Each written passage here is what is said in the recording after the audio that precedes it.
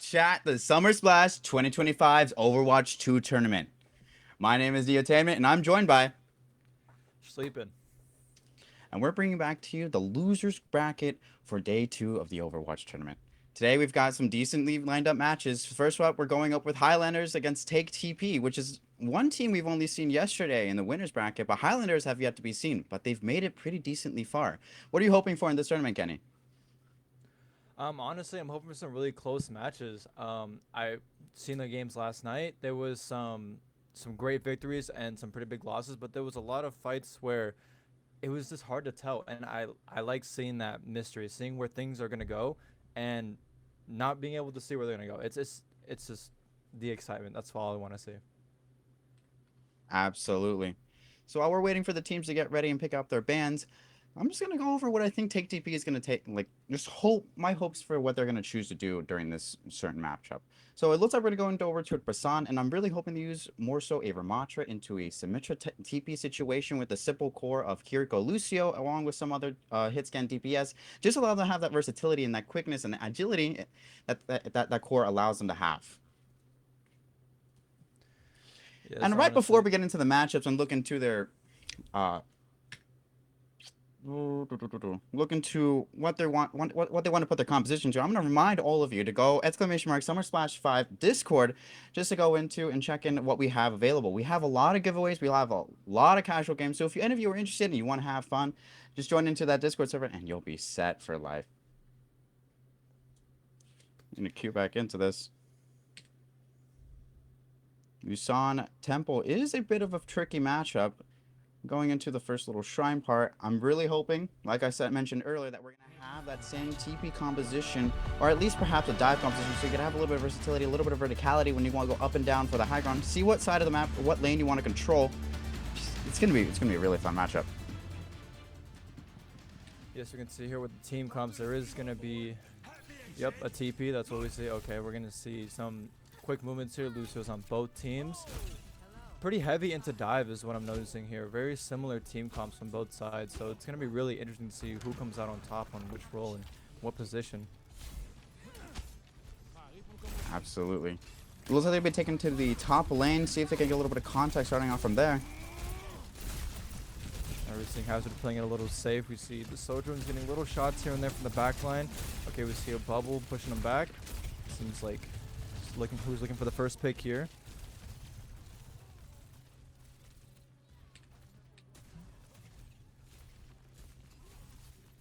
Hazard going in for the dive. All right, taking his picks carefully. He doesn't want to give in too much, but it's looking like he's ready for a pick. Okay, Lucio low, Lucio now down. All right, and we're seeing huge picks here. Okay, this is great for them. This is great for them. Okay. Absolutely, a really big quarrel happening over into the top lane of the map. Ryan De La Vega is going absolutely crazy, managing the space between Fish Egg's own backline, and Spectre's absolutely helping out with that speed boost, getting him into the little crevices and corners, being able to wall him off with a root, just absolutely keeping them at bay. Absolutely, and take TP is taking all that they can get here. They're seeing if they can get any more staggering picks. Oh, and it seems like the Highlanders have taken the site. Oh, it's looking rough. Okay, seems like now both Sojourns down on each team. It's looking like a close fight. Both Hazards living on a thread, and it's looking like Take TP wins that tank duel. All right. Oh, it's back-to-back picks over and over. Spectre's having a little bit of a tough time there, trying to help out Ryan De La Vega, just not happening there. Fish Egg going absolutely crazy, being able to establish a little bit of dominance, being able to cap the point, making it go back and forth between 20 and 30. Ooh, it's coming on to be really close to match up, Sleeping. Yeah, honestly, it's really interesting to see how quickly the point has overturned from Take TP to Highlanders now. And it seems like they're trying to take it back yet again. This back and forth is so crazy to see both teams. The tank duels, the support duels. Okay, we're seeing a crazy ult here by Fish Egg.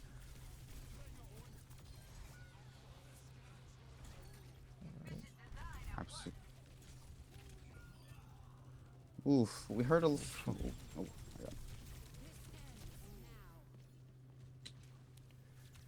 Oh, A Take lot of TP. ults coming out from the side of Take TP. We saw Overclock come out there as well as the Pulse Bomb able to finish up a little bit of Ryan De La Vega. We also saw Blue Jay unleash the Dragon a little bit earlier and Spectrates being able to put into a beat. Maybe try to start a little bit of comp, but Take TP is actually doing a pretty good showing here, making it a little bit more of a close match than I would have anticipated because Highlanders are actually pretty decently favored into this match to win. Yeah, honestly, from what I heard, exactly the same. I mean, take TP though, they're fighting back. They're anyone talking down on them just needs to watch out now. Looking like Fisher trying to get a pick on Lucio, diving in. Right. Oh Ooh, and my. we see Miyuki with the pick there. Okay. Whew. Kiriko down. Okay. And there's Oh, Highlanders showing that they're not stopping. They do not worry when things look bad. They come back. Okay. absolutely. Miyuki's overclock coming out there, being able to clean up most of the squishies as well as to bring down Fish Egg to critical HP, a point where Joy Thief and Hubert wouldn't be able to support him even if he was able to get out of that single position. As we see here, they're trying to hold the defense as best they can, but take TP back on the high ground. See Jorthy taking some of the attention straight to him. Fish Egg here seeing what he can do, playing it a little dangerous here. Rice with the pick. Oh, Miyuki again with that railgun just going crazy.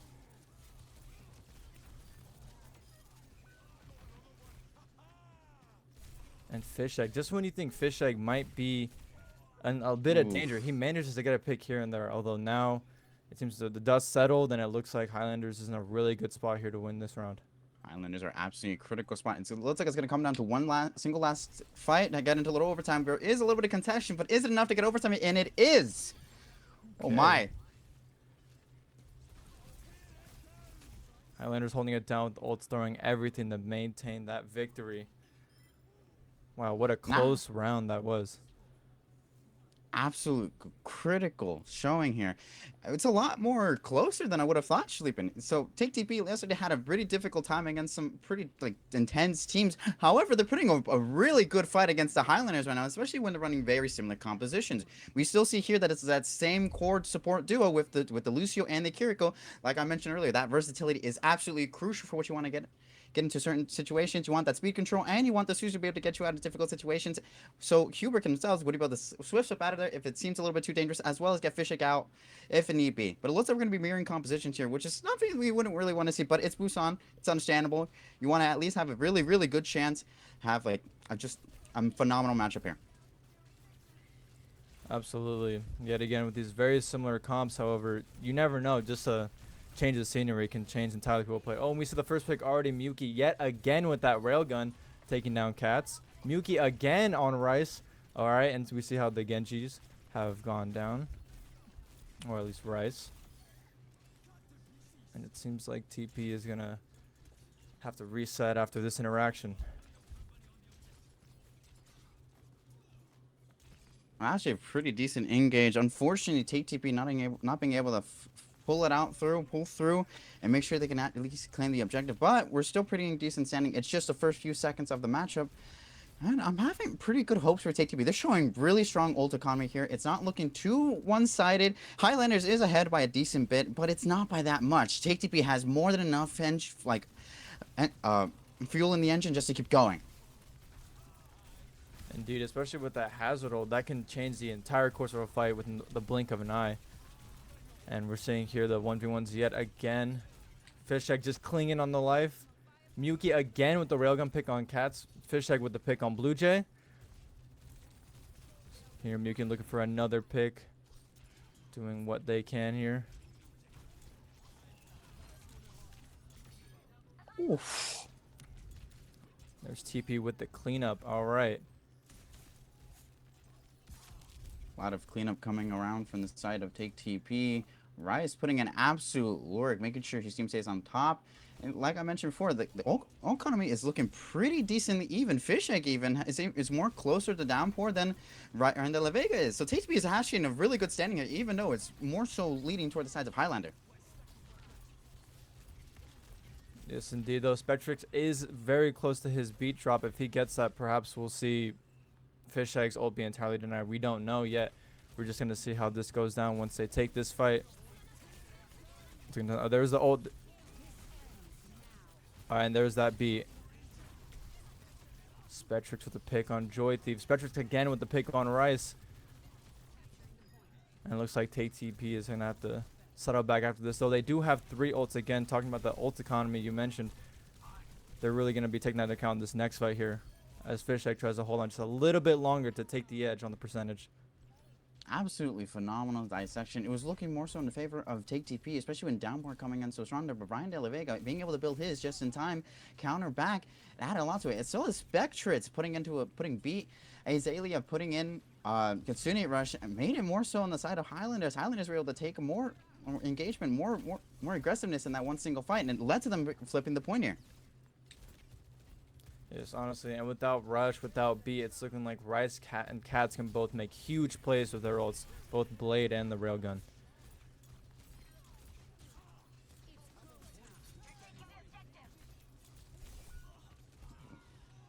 Okay, we're seeing Take TP take these hits. Fish Egg trying to complete the. All right, and they've taken over the site. Pretty drastic flips coming out from both sides. Highlanders and Take TP absolutely having a showcase of what it takes to have a competent mashup. Absolutely going back and forth, reading between 2 pages of a book. It's absolutely amazing what both of these teams are doing, especially in mirror compositions. Indeed, especially when the compositions are exactly the same. It's really important, as you were mentioning, the ults. We have Hubert coming up on the Kitsune Rush and Fish Egg coming up on his ult just as well. And if they can pull those out first, perhaps they can secure this round and bring it even. A little bit of a soft reset here coming out from the side of UCR Highlanders. They are going to need it if they're going to have that one last team fight. Hopefully push themselves to 99-99, make it overtime. That's what they're going to need. It looks like they're coming around this corner. Oh my. All right, with the Suzu saving almost the entire team. However, Azazel gets down. Spectrix is down. Yuki and Ryan De La Vega follow until the Blue Jay to get the contest, which he does. However, not very much time was saved there, and it seems like Take TP is going to take that round, bring it to an even 1-1. Wow, extremely close yet again. What a phenomenal map we just saw there, dude. See, when that last fight was absolutely just, I'm flabbergasted. The Suzu coming down on the Downpour, making sure that Azazel's team won't get stuck on the down row while he himself is down in there. Actually, no. I flipped the sides. Hubert sent down the Subu when Ryan De La Vega's Downpour came down, making sure the rest of the team had at least some utility to work with so they can survive the Downpour, keep it, hold on to it, make sure the overtime doesn't go on for too long, doesn't flip over side of UCR Highlanders. But Hubert went down himself, unfortunately. However, it worked out in the end because of Hubert's violent sacrifice. We're going to see a little bit of composition switch going. Fish Egg opting to go for the Ramantra onto this a little bit of a high elevated map. They're going to be taking the top one, so I'm going to assume that Ravenous Warch is going to be doing a lot of work keeping Ryan De La Vega on bay. Indeed, and we also see the swap to Venture and Baptiste. So finally now we are seeing a pretty big difference in the compositions. It's going to be a lot more exciting seeing different ults. However, it was already quite crazy seeing how close these last 2 rounds were. I'm excited to see where this goes. And it seems like Fish Egg is trying to take as much space as possible. Pushing back the Highlanders quite effectively. Walling off Ramantra. Proving quite useful. And we see Blue Jay trying to get a pick on Cats.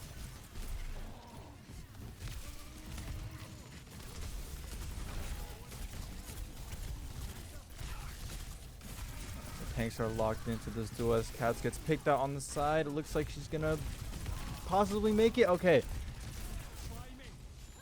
It seems like Cats is just barely living on here with the help of Hubert, but Hubert is down now. Absolutely phenomenal little flip coming over from Take TP. Take TP really working well with this Ramantra composition with Rice out on the Venture. It's able to keep the backline a little bit more secure, especially when they switch up their backline to be a little bit more orientated toward the Baptiste. Lucio Baptiste is a pretty good composition because you still retain the speed control, but Baptiste is a little bit more vulnerable, especially with Hazard jumping into the backline. Right, he just has to hope that perhaps maybe Fish Egg or Rice can help out there once he pops the emo field to perhaps just live a little bit longer. This is a swap here from Yuki as well from Sojourn to Cassidy. Drops the railgun, needs to take the rest for a little while. And it seems like Fish Egg is here getting a pick, but Ryan De La Vega has also gotten Hubert and Oh Joy my. Thief, and it looks like Take TV is having a little rough here, but it's alright. It's been flip-flopped these past rounds. We never know how this is going to end, no matter how high one team is. Absolutely. Cassini Rush coming out from Azazel, absolutely putting in tremendous work into that top lane over by the point. Actually, no, that's the bottom lane. But however, it absolutely put phenomenal work. Spectre is building up into a beat, so they're going to have that for next fight. Ultimate's looking good on the side of Team Highlanders. It looks like Ryan De La Vega is doing what he can with getting Fish Egg. Huge pick for the Highlanders. But looks like Zazel is also down by Katz's railgun. Rice getting Blue Jay. Ooh. Spectrix helping out, taking down Cats. And it looks like the Highlanders are going to do what they can to maintain control of the site for as long as they can. At least even out this half. It looks like here we're going to see a swap again. By Blue Jay touching. Playing real defensive here, seeing how long they can hold it for the Highlanders. And he goes down. Though, we do see that Joy Thief had to pop his beat, which is okay. Seems like they are still managing their ults quite effectively. However, Highlanders is coming up on theirs, so we're going to see how that plays out in this next fight. Absolute weird time for Joy Thief to want to pop beat there, especially when it wasn't much of a threat. Perhaps maybe it was a misclick. There certainly wasn't an A chance, but it's going to feel like one after they just wasted beat. They're going to have to build up into another one. Oh, but the ult economy over on the side of Take TP is looking all right. They have the tonic shot. They have Mirror Montreal to run up, and we're going to have to be activating that kind of stuff right now. Indeed, and we're seeing here Rice seeing what they can do to push Spectrix away. Is he coming up on the site? As we see Highlanders trying to get that final touch. Yuki with the but he gets taken out by Catch's railgun, and that's how it ends. TP with the victory. Wow. A really, really fun match. I'm surprised it even went to the side of Take TP. They didn't really want to settle for taking the symmetric lineup, going over the matchup, which is something I was hoping for earlier. However, it's perfectly fine because it worked out in the end. Ramatcha putting in tremendous work along with Rice's venture, keeping Ryan De La Vega at bay, away from any danger, just making sure that the rest of his backline stayed alive for the entire time. What did you think of the match, man? Truly, I thought it was really interesting. I really, as I said before, I wanted to see that mystery. Who's gonna win? Which side? Like, you never know. The past of one can mean a complete underdog story. You never know. And seeing how the Sojourns popped off from Miyuki and Rice, like one game it's Miyuki getting the picks, and one game now it's Rice, and it's really interesting seeing just how they flip flop. It was honestly extremely entertaining, and the railgun picks really did it for me. Absolutely. On both sides, take to be used. And just like you said, the railgun hits, the overclock hits, those were absolutely phenomenal things to see. They were putting in hella dang work, dude. I was actually really excited to see how Hubert decided to switch up him toward the Baptiste composition. Now, that kind of composition is a little bit more vulnerable, especially because you can't just swift step out of certain areas. But it worked out because Rice's Venture was able to keep Ryan De La Vega away from any of his backline, especially when you're able to just pop into their backline front in your own. Ryan De La Vega has to peel back a little bit just to make sure the rest of his team can live, but it just wasn't enough. Take TP taking a pretty good lead into this first matchup. Right, as you said, seeing the swaps is really interesting in that that last round, especially into the Baptiste, as the supports were pretty stable throughout these rounds. So seeing that swap was a little interesting, but it really did work out for Take TP. And as I said, as long as he got somebody helping him out with that hazard, he handled it just fine, and it really worked out for TP there.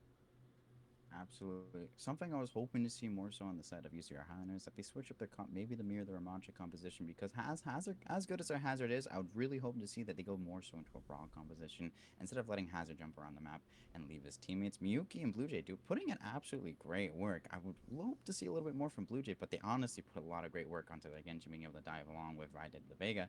Fish Egg though, Fish Egg working great with Cats and Rice. Absolutely, getting squishy targets low for just Rice and Cats to finish up those little bit of those elims, absolutely put in a lot of work, which allowed both sides to be flipping back and forth. Right, honestly. And one thing Blue Jay did great as well was those final touches. Getting that little moment also changes the momentum of how these teams feel. And so being able to do that, whether they're able to continue the stall or not, was I think pretty important. And as you said, yes, Fish Egg. It was really entertaining to see how he was picking out the small windows of opportunity that were there on the supports. He would take them every single time we saw, and it really was big for his team. Absolutely. Like, really, really clean gameplay coming out, but it looks like the next map is going to be over towards Circuit Royale. We're keeping tradition that every single stream match, Circuit Royale is going to be your second payload map. It's going to be your second map. It's going to be a payload map. It's been a pretty decent favorite, which I'm hoping is putting a lot of these teams out of their comfort zones because for the longest time, I thought Circuit Royale was a really difficult map to play on, especially for characters like perhaps Malga. Malga is a pretty difficult matchup into that map because there's long sightlines. You're going to be beamed down by things like Sojourn, Widow's a big threat over there because you just have this big old noggin. You're going to be walking around. You're going to be a walking target. Easy, easy head clicks all day, all night. But we saw in past matches yesterday that that's not necessarily the case. The amount of creativity we've seen in Circuit Royale has actually been really, really, really freaking cool, dude. They not only have we seen Widow bans, but in making DPS and forced DPS to pick other heroes such as maybe Ash. They've been forced to keep playing the Sojourn. Sojourn's such a phenomenal pick here. They've also been playing Tracer. We've seen Ana come out. We've seen Mercy come out. Just for certain teams, however, but it just reflects on how what kind of creativity you have in this current moment in Overwatch, where all these metas can just flush out. Yeah, and that's what I love to see. There's no dive meta. It's like these teams have so much freedom in how they want to pick these fights and who they want to choose and how they want to play this match. There's so many different ways, and as you said, typically Circle Royale, a lot of the time, you see the widows and the snipers coming out, and it's really difficult for some players to play against that. However, seeing the creativity is just really really great, and how these teams are going to handle it is going to be really interesting to me, especially after that last match. It was I really wonder how it's going to go now. Absolutely. So it looks like the bans are going to be coming out to be Soj and Reinhardt, surprisingly, of all things. However, I do understand why that would be the case. Reinhardt, as we've seen in past matches, has been a comfort pick, just so may perhaps stop a sneaky far in the pocket, stopping them from raining down terror onto the backline. It looks like that might be coming up to what I'm hoping would be. It's going to be a little bit of a fun matchup as we're going to see up here. We're having Blue Jay on the Bastion, which is going to be a little bit of a fun one, especially going into very similar compositions. Actually, no, scratch that. Completely and entirely different composition. You still reflect that same speed control, except you just choose whatever one you'd want. You're getting on the side of Highlanders. We're gonna go over Spectrates onto the Juno, which is great for healing output as well as the Baptiste. So you're gonna be a little bit vulnerable, but on this map, dive isn't necessarily that king. You want to have more so of a broad composition, so you could go up close and personal. Decide what kind of spaces you want to take, like maybe that high ground on first objective, or if you want to spawn hold them at this point. Right, and I guess now we're going to see how Take TP wants to handle that initial interaction, and it seems like they're going to give oh, it seems like Highlanders is giving Take TP a little bit of room here. Thermont just taking their little picks individually. See Miyuki with the take aim, trying to see what picks they can find. Rice here just oppressing them with the damage here. Cat's having to take press. Oh, let me see a pause. Looks like we were taking a little bit of a pause on our end. However, that's all right. There might be a little bit of a technical difficulties, and it looks like that is the case. In this tournament, we both teams are allotted 2 pauses per, I think, just general matchup. So this will be one of their pauses. It looks like Spectres is having a dead mouse, which is something you actually really need on the side of Juno, because you're gonna be flicking around, you're gonna be looking for targets to get your pulsar torpedoes on. You want to get your orbital online as fast as possible. Right, that orbital is a huge game changer. And we're going to see here Fish Egg taking the space all that they can. But Miyuki trying to hold back the rest of Take TP. Tell them that, hey, you guys, I know you want to come up here, but it's looking like they don't want to let him. But Rice doing just the same against Highlanders. Pushing them back with those rockets from far up in the sky. And Blue Jay doing what he can to try and stop that from happening.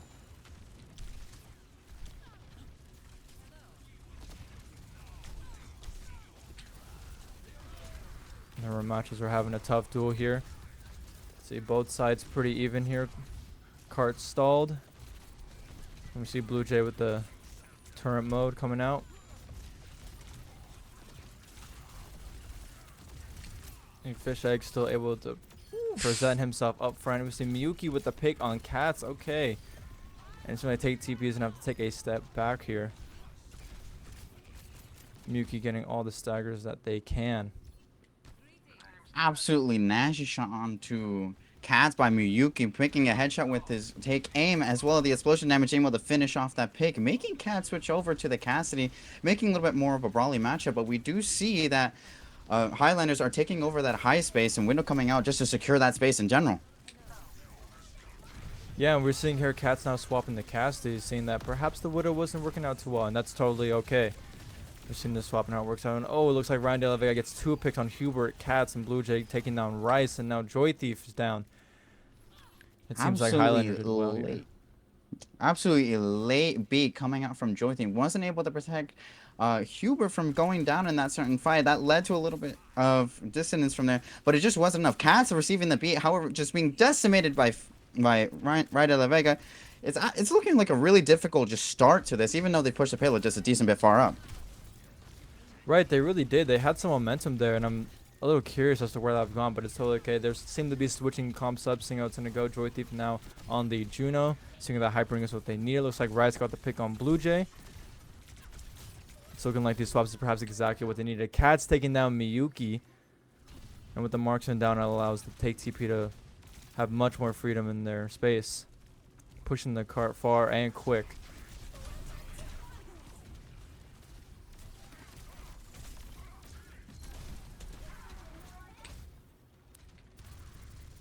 You see Miyuki coming back and the Highlanders pushing them back with that orbital ray, helping them out greatly in that fight. Miyuki getting the stagger on Hubert. Cat's down. And it's looking like TTB is going to have to take one more step back and perhaps one more interaction to take him to this first point. Getting him more time, as it seems like with 30 seconds left, it's all they're going to be able to do. A pretty good backup from the side of the Highlanders, giving up a lot of space, giving up a lot of payload space, just to make sure that their entire team can regroup, and take back the fight as hard as possible. Yeah, and it was a great idea from them with that orbital ray, and it looks like we're going to see that last interaction here. Rounded a Vega in that Nemesis form. Now Fish Egg in Nemesis form doing what he can, taking all the hits he will for his team. And Blue Jay with the bash note coming from the sky, taking down Cats. A huge pick for Highlanders. And we see Hubert getting picked from the back. Miyuki taking down Rice. And it looks like they're still stalling as best they can, but Fish Egg goes down, and it looks like this round is over. An absolutely vengeful hold from the Highlanders, showing up saying, hey, no, our Vermonter composition is better. Don't even try it. Some great shots coming out of Miyuki on the Freya. Freya being such a really good pick on this side of the map, especially with the long sight lines. You're just able to continuously rain down terror with take aim and make sure that any squishies on the side of take TP are a little bit low when they start peeking out. So that way, Raya Vega can come in, go into Ravenous Vortex, bring out Nemesis form, continuously beat down into them, make sure that they don't have a single chance to come back. Yeah, those take aim shots are really putting in the work necessary for them to maintain that cart, keeping it where it is. And it was a great touch on them, as you said, regrouping that orbital array really helped them out, gave them back that momentum they needed to keep stalling. And we see here some interesting compositions, definitely a different defensive from last time. With Cats Absolutely. on Ash. It looks like we're leaning on the side of more so a brawl composition coming out from Take TP. Take TP often go for Orisa with the Mei. Cats on the Ash to make sure she can take care of long sightlines. Putting in your dynamite, putting in a little bit of chip and burn, and making sure that that's going to take a lot of energy, a lot of resources to even be able to peek out from this one spawn hold corner. They want to hold them down here as hard as possible, just to ensure that they have as much time as possible to keep them away from that first objective. Because if we lose this, we go into a game 3. It's not going to be that pretty. Truly, and I wouldn't be too surprised to win to game three, but in the favor of Take TP, they're gonna have to really hold it down quick and as best as they can here. And we're gonna see if that dynamite from Cats is gonna truly put in the same work that the Take Aim did from Miyuki last round.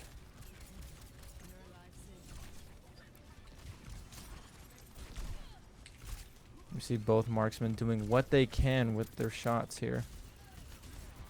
Ryan Delavega taking the space that he can, pushing their team back, saying that they cannot go past this bridge. Knowing when he has to back up. Fisheye taking a lot of damage here, seeing if he can last us a little bit longer. Hopefully his supports have his back, and it looks like he goes down. And it seems like the rest of the team may follow Ryan Delavega pushing up with Blue Jay. Blue Jay taking the sacrifice, but entirely worth it to just take down the entirety of Oh Take TP. And my. they're going to have to An do a full reset absolute, here. absolutely maniacal team kill coming out from the side of Highlanders. Only a few seconds are left. I don't know if Take TP is able to necessarily come back as fast as they would like, and it doesn't look like that's going to be the case. No overtime, 3 minutes left in the bank. Highlanders take Circuit Royale. Wow, honestly, that second half was quite unexpected considering how close the last one was. I really thought Take TP had it in the bag, at least getting a few points there. But obviously, there's no biggie there. I mean, the once the tank fell down, it seems like the rest of the team may have crumbled a little bit, but that's just what happens in these games, you know. It's, Absolutely. I was really appreciative how Miyuki opted to stick with the Freya on defense. It actually, no, flip. Miyuki decided to stay on the Freya for attack side. It made sense in the long run, especially if Cats wasn't necessarily putting on the pressure that you would have hoped for, taking down the Freya when she's out in the air, taking aim. That those few milliseconds, those few seconds, maybe half a second of take aim that you're in the air, you're a little bit vulnerable. And I was hoping Cats would be able to capitalize it. On top of that, Hubert could also shoot down the Freya. Combined with Cats, it would surely perhaps guarantee a kill, but it just wasn't the case. They weren't able to close out a lot of damage dealers. So Ryan Delavega was able to go into Nemesis form. Ravenous Vortex coming down, like I mentioned before, and absolutely decimate some of the squishies. It's coming. It was actually pretty like heavily sided toward Highlanders. Take TP having a really tough time on Circle Royale, as we've seen before. Their last matchups, Take TP also didn't perform as well as you would hope for on Circle Royale, despite their team being Take TP. I believe a symmetric composition with Ramacha would have helped them a lot because you're able to accelerate your push onto that high ground, get UCR Highlanders off the high ground, make sure you can push back as far as possible so you can creep up your payload as much as possible. It just wasn't in the cards for them. right, definitely. It did really, I think, come down to Miyuki and Kat saying, okay, Miyuki held down really well with those take aim shots in the first round, but swapping to Ash, perhaps that can do it for their team. I believe that is what their plan was. However, unfortunately, it did not go through. Whether it was due to Ryan De La Vega's oppression with a Nemesis form up front on that bridge, or whether it was just the angles that Miyuki was taking that Cats perhaps wasn't accustomed to. It seems like it looked out. The lookout was not looking too great for them, especially after Fish Egg had gone down. It seemed like the rest followed, and definitely a strong game for Highlanders there. Absolutely. As we're coming up down to the next Flashpoint map, I'm really hoping to see that instead of going toward the core of Kiriko and Lucio, we start to drift away, have maybe perhaps a Juno Lucio having double speed control on maybe on a very like closed centric map. It's going to be a little bit more difficult for both teams to maybe adapt to, but I'm hoping that they're going to like one of these teams is able to pull out and keep sure that they're going to be on top for the match. Right, I'm definitely seem to be expecting to see a lot of speed here. Flashpoint is a very fast-paced game mode, and every moment counts. Perhaps even more, you can say, than uh, regular capture point. And it's going to be really interesting here to see how their composition shift, where perhaps Miyuki feels comfortable, and perhaps we'll see some repeats. But definitely expecting to see a lot of fast, quick plays, huge ults. There's a lot of crowd control happening here that we're gonna see. So very exciting. Absolutely.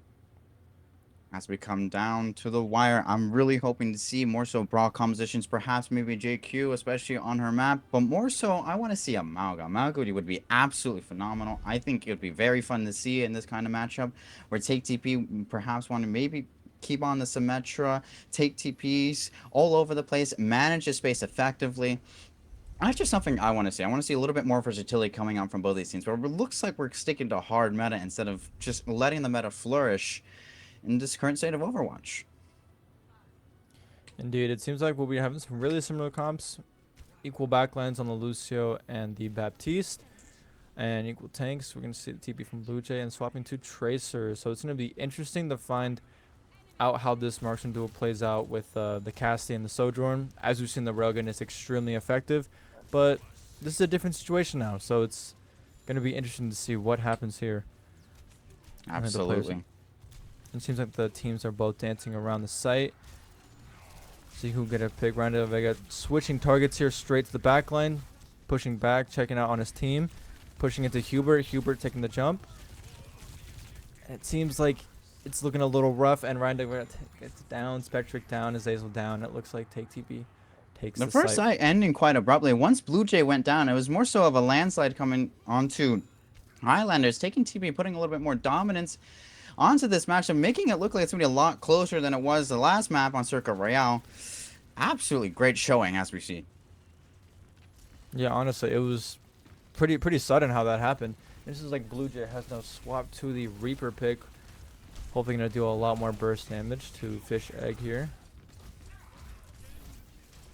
Seeing Fish Egg playing real defensive. Rice going around the side, seeing if he can get a nice nasty flank, and it looks like Fish Egg is down, as we saw by that Reaper, putting out loads of damage right in front of him. Rice seeing how long he can stall the side before being pushed away.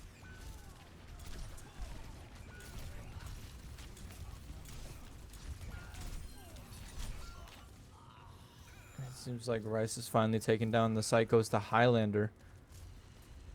Highlanders having a little bit of a switch-up composition. Miyuki still on the Cassidy. However, Blue Jay swapped over to Reaper. Make sure that when they enter a brawl in this close quarters combat, that they're going to have a little bit more damage output than the Fisher can actually handle, especially if they're a Nemesis form blocking. Joy Thief and Hubert are able to pump out a decent bit of heals, but Joy Thief is mainly going to be over there for the speed control, helping Fish Egg maneuver throughout the map. Yeah, honestly, the speed is a huge thing, especially if you have to get your Reaper into the front line or get your your Ramantra back away from him. It's extremely important. Here we're going to see the window pop up. Joy Thief taking down Blue Jay. The Ramantra pushing in deep. Let me see Randall de la Vega is taking the sacrifice there for perhaps overstepping a little bit. It looks like TP has finished cleaning up Highlanders. Overclock coming out from Cats over here, making sure that they want to secure this. It's 99 to 85. Take TP is favorable in this position. 99 seconds, and it's almost up to overtime. And it looks like they're going to have a little bit of overtime, a little bit of contention happening onto the point. Yes, it looks like Spectres was able to touch, seeing how much more he can do for the Highlanders. Oh, and there's Ron de Vega going in the catch. And with the High Noon taking him down, wow. Entirely unexpected with the nano. Oh. And it looks like Blue Jay taking down Hubert as well onto the site. And it seems like that last touch is exactly what they needed. Absolutely. A lot of ults came out from the side of Take TP, but it looks like if they can't touch this, it's going to be all for nothing, as he just burned through what I assume was 2 ults, if I'm correct. Yes, a lot of ults just to lose the first watch points is a little bit devastating on the side of Take TV, but it's okay. They were able to get out beat. They were able to get out Blue Jays, Death Blossom. So it's putting a little bit of a equal-sided position here, especially if Fish Egg is able to build up his ultimate as fast as Ryan Del Vegas. True, and if we look at the ults here as well, we can see Joy Thief is significantly closer to his beat drop, allowing his team to be a little more risky in how they want to play this next fight on this second point.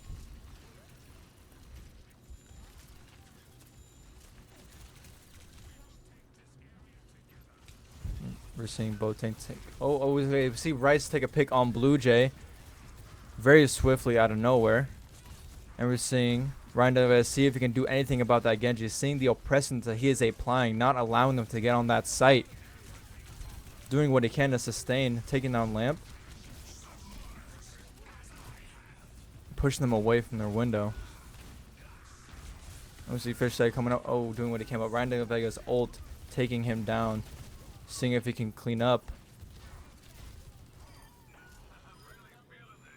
And it's looking like the Highlanders are able to retake the site. Okay. Absolutely.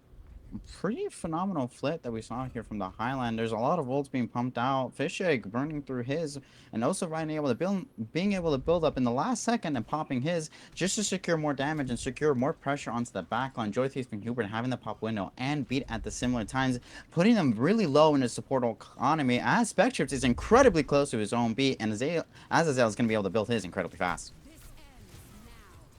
Right, Spectrix just now coming up on that beat, seeing if perhaps he's going to have to use it on this overclock. We will see if it's necessary. Ryan Vega doing what he can to sustain that site, but he goes down by Fish Egg. Fish Egg trying to maintain, keep him off the site.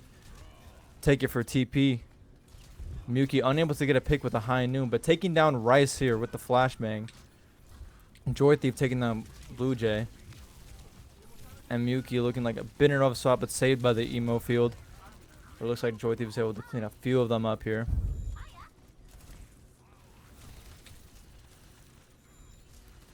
Fish Egg trying to maintain Ryan Vega back. And it looks Pretty like Fish Egg. significant little flip coming over inside of Take TP, making it a little bit more even here, especially on the second flashpoint, 82 to 72. It could be anyone's swing game, especially with this whole economy. Hubert's building up window pretty decent fast, but so is Azazel. So Joything has a lot on his plate here if he wants to build up an equalizer beat, maybe perhaps have a better beat in his following fight. True, and it looks like Hubert just came up on his window as well. Hopefully giving them the damage output that they need to maintain. Looks like Muki gets that pick, unable to allow him to use his ult. And Azazel popping his, keeping his team up. Seemed like he's trying to take down Joy Thief. Muki taking down Rice. The beat coming out. It seems like Joy Thief is now down, Fish Egg down, and Highlanders is able to take this. Perhaps taking the second point. It's going to be incredibly close, but Highlanders, it looks like with 4 seconds left on the clock, they're not going to be able to let Take TP touch. Take TP losing another point while we're pouring in so much utility back into this. It's looking really rough for the side of Take TP, but I know for a fact they have what it takes to hopefully put this back into a 3-2 scenario if they would like to advance into the next round. True, it was really that huge Baptiste pick that happened to Hubert that really made it extremely difficult to maintain control of that site. Major pick by the Highlanders there. And it seems like TP is able to control the space a little bit. However, Fish had taken all the damage. Going the Nemesis form to tank more that he can. And it looks like Blue Jay with the ult takes down Hubert. Cat's taking down Blue Jay. And looking like Fish Egg is doing what he can here with his Ramatra ult. Muki getting the pick on Joy Thief. Taking down Fish Egg. And Rindeva cleaning up Cats with Spectrix on Rice. And it seems like Highlanders is able to win that fight there. Taking over the third point. And carrying that momentum that they've had. See a lot of ults coming outside of Highlanders. Highlanders being able to expend the resources because they have the flexibility with their support ults being more readily prepared than the side of Take TPs. Take TPs will have a little bit of ground to catch up on, especially if you want to match and meet the opposing support's ultimates. Right, definitely. Cats and Rice both coming up on their May and High Noon here. We see Blue Jay trying to hold back Fish Egg, saying that he's not able to push up here.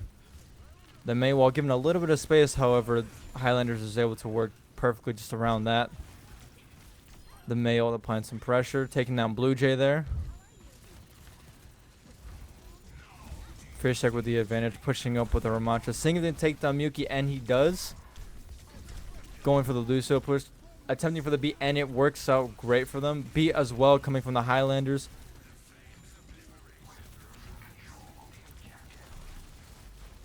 Looks like Ron De La Vega takes. Let's see. Fish Egg's able to clean up with that Nemesis form. STP here tries to prevent any more stalls. And they're able to take over that site. Blue Jay trying to retreat back to his team. Prevent any further staggering. Absolutely pretty decent dissection coming out from the side of Take TP. Take TP having the Way Blizzard being able to push him back into a more favorable position.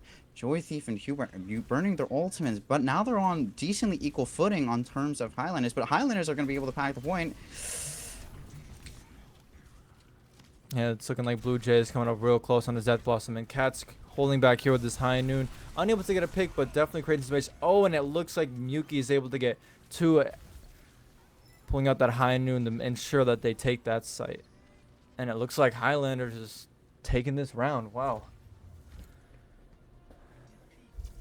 Highlanders taking up the final flashpoint, making 3-0 onto Junker. A pretty exciting matchup, especially with how what ultimates were being used, what utility was being used at the same time as everyone on the map. Right, it seemed like the ults were seeing that were massive impact were not only those beats, but as well as those Ramatra ults getting more picks than we have seen in any of these other matches so far. Honestly, It looks huge. like even without the Kiriko composition, Azazel and Hubert were able to keep up the momentum with Spectre and Joy Thief just holding it down on Lucio. The speed control was absolutely there, but the flex support was what carried them through this New Junk City map. It really did do wonders for them. It was great seeing how these fights are going, especially with all the changes early on. Seeing that swap to Reaper and never switching back, that really did do numbers for the Highlanders, and it shows, and they saw it too, and they stuck with that Death Blossom, getting a pick on Hubert that was massive, and it was just wonderful usage of ults there. Absolutely a valiant effort from TTP, but unfortunately they're getting sent home by the Highlanders. They put up a pretty impressive fight for the first and third map, maybe making it flip between sides, but unfortunately just a few mistakes in terms of ultimate usage just led to their downfall, and it's absolutely crazy. Yeah, TTP really did put up a great fight, especially that first match. Seeing how back and forth it was, they really had no idea how they were gonna take the Circle Royale in New Junk City. Definitely was a big switch. However, we never know how these matches are gonna go, and seeing quick picks from the Highlanders from their high noon ults as well, there really were the decisive moments that created this great momentum that they had going into this round, and that was definitely showing. It was highlighted there for sure. Absolutely here. I'm pretty excited for the next matchup here because the winner of this matchup is going to be going up against the next bracket, which it seems to be Season Black going against Cardinal. Cardinal taking the L there. Season Black going 2-0, which means UCR Highlanders are going to be taking up Season Black on Overwatch roster. And the winner of that is going to be going against the loser from previous tournament's winners final, Greasy Piggies. So if Season Black are able to pull out this win, they're going to be going against a rematch onto Greasy Piggies, which is going to be a pretty decent showing, if I would say so myself. Definitely, it's always interesting to see a rematch from two great teams, especially after they have their new battles with new other team compositions, figuring out what could we change, what did we do better, and seeing perhaps the solutions that they've made into the holes in their compositions. And it's going to be really exciting to see how that match is going to play out. It looks like, yeah, perfect. It looks like we're going to be setting up for the next match. So we might hit you back with another. But before that, I wanted to remind you that if you want to join the Summer Splash Discord, all you have to do is !SS5 Discord into the Twitch chat below, and Nightbot's going to send you a link to the Discord channel, and you'll be able to enjoy free giveaways, free games. There's a lot of casual games happening out right now, so if you ever want to pop in there and just check in and see what you might enjoy, you'll have a pretty decent night of fun in the pool. It's definitely, you guys should join the Summer Splash Discord. It is a lot of fun this weekend. Many tournaments, casual, competitive, whatever you're into. It's a great time here. So we'd love to have you as part of it. Absolutely. And with that, we'll be right back.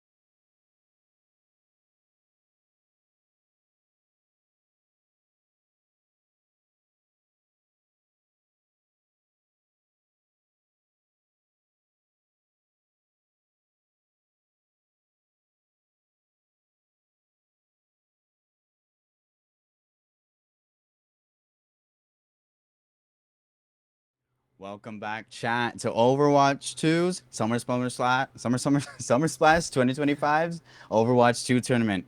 We're bringing up to you a pretty fun match coming up now. We have UCR Highlanders going against CSUN Black, going on to Oasis. So we're going to be starting off in Oasis. It's a pretty fun map for both teams. From my understanding, CSUN Black have a little bit of a favorable edge here, especially with their new composition. They're picking up a lot of teammates. They have subs to go in place for instead of UCR's Highlanders. Well, UCR Highlanders have a pretty decent showing in the past couple matches that we've seen from the past map that we saw them on. They absolutely stomped through Take TP. Take TP having a pretty decent fight in the end, but it just wasn't enough to close it out. It did get close though, 2-1. Take TP taking the one, and Highlanders having a pretty strong showing. What do you think, Sleepy? Honestly, I think that Highlanders is definitely gonna take that momentum into this match. They're on a real runner's high here, taking that victory against Take TP. It was a massive victory for them. Definitely a little bit of a rough start with Take TP taking that first match, but it was lovely to see their comeback, and it was extremely powerful here. And I'm excited to see where this goes. Absolutely. It looks like we're going to be running the same simple support core of Kiriko Lucio, pretty strong in both eyes. We're going to be running down pretty dang well.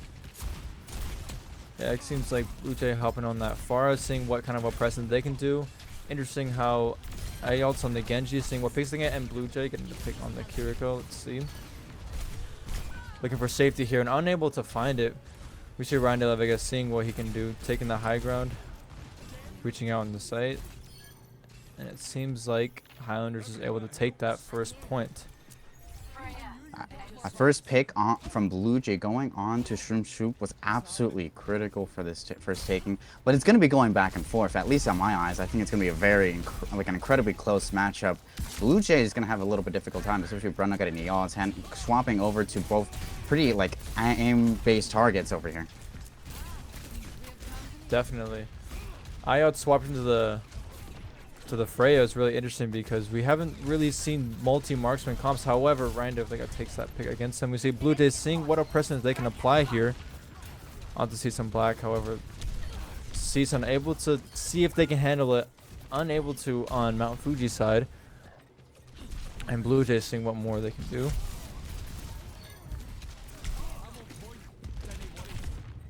It's looking to end up like a pretty rough matchup here, as Shredder's going to have to take the death and have a little bit of a reset with this team, as Ryan De La Vega is coming back with his team. Unfortunately, it's looking like it's going to already go halfway toward the side of Highlanders for CSUN Black.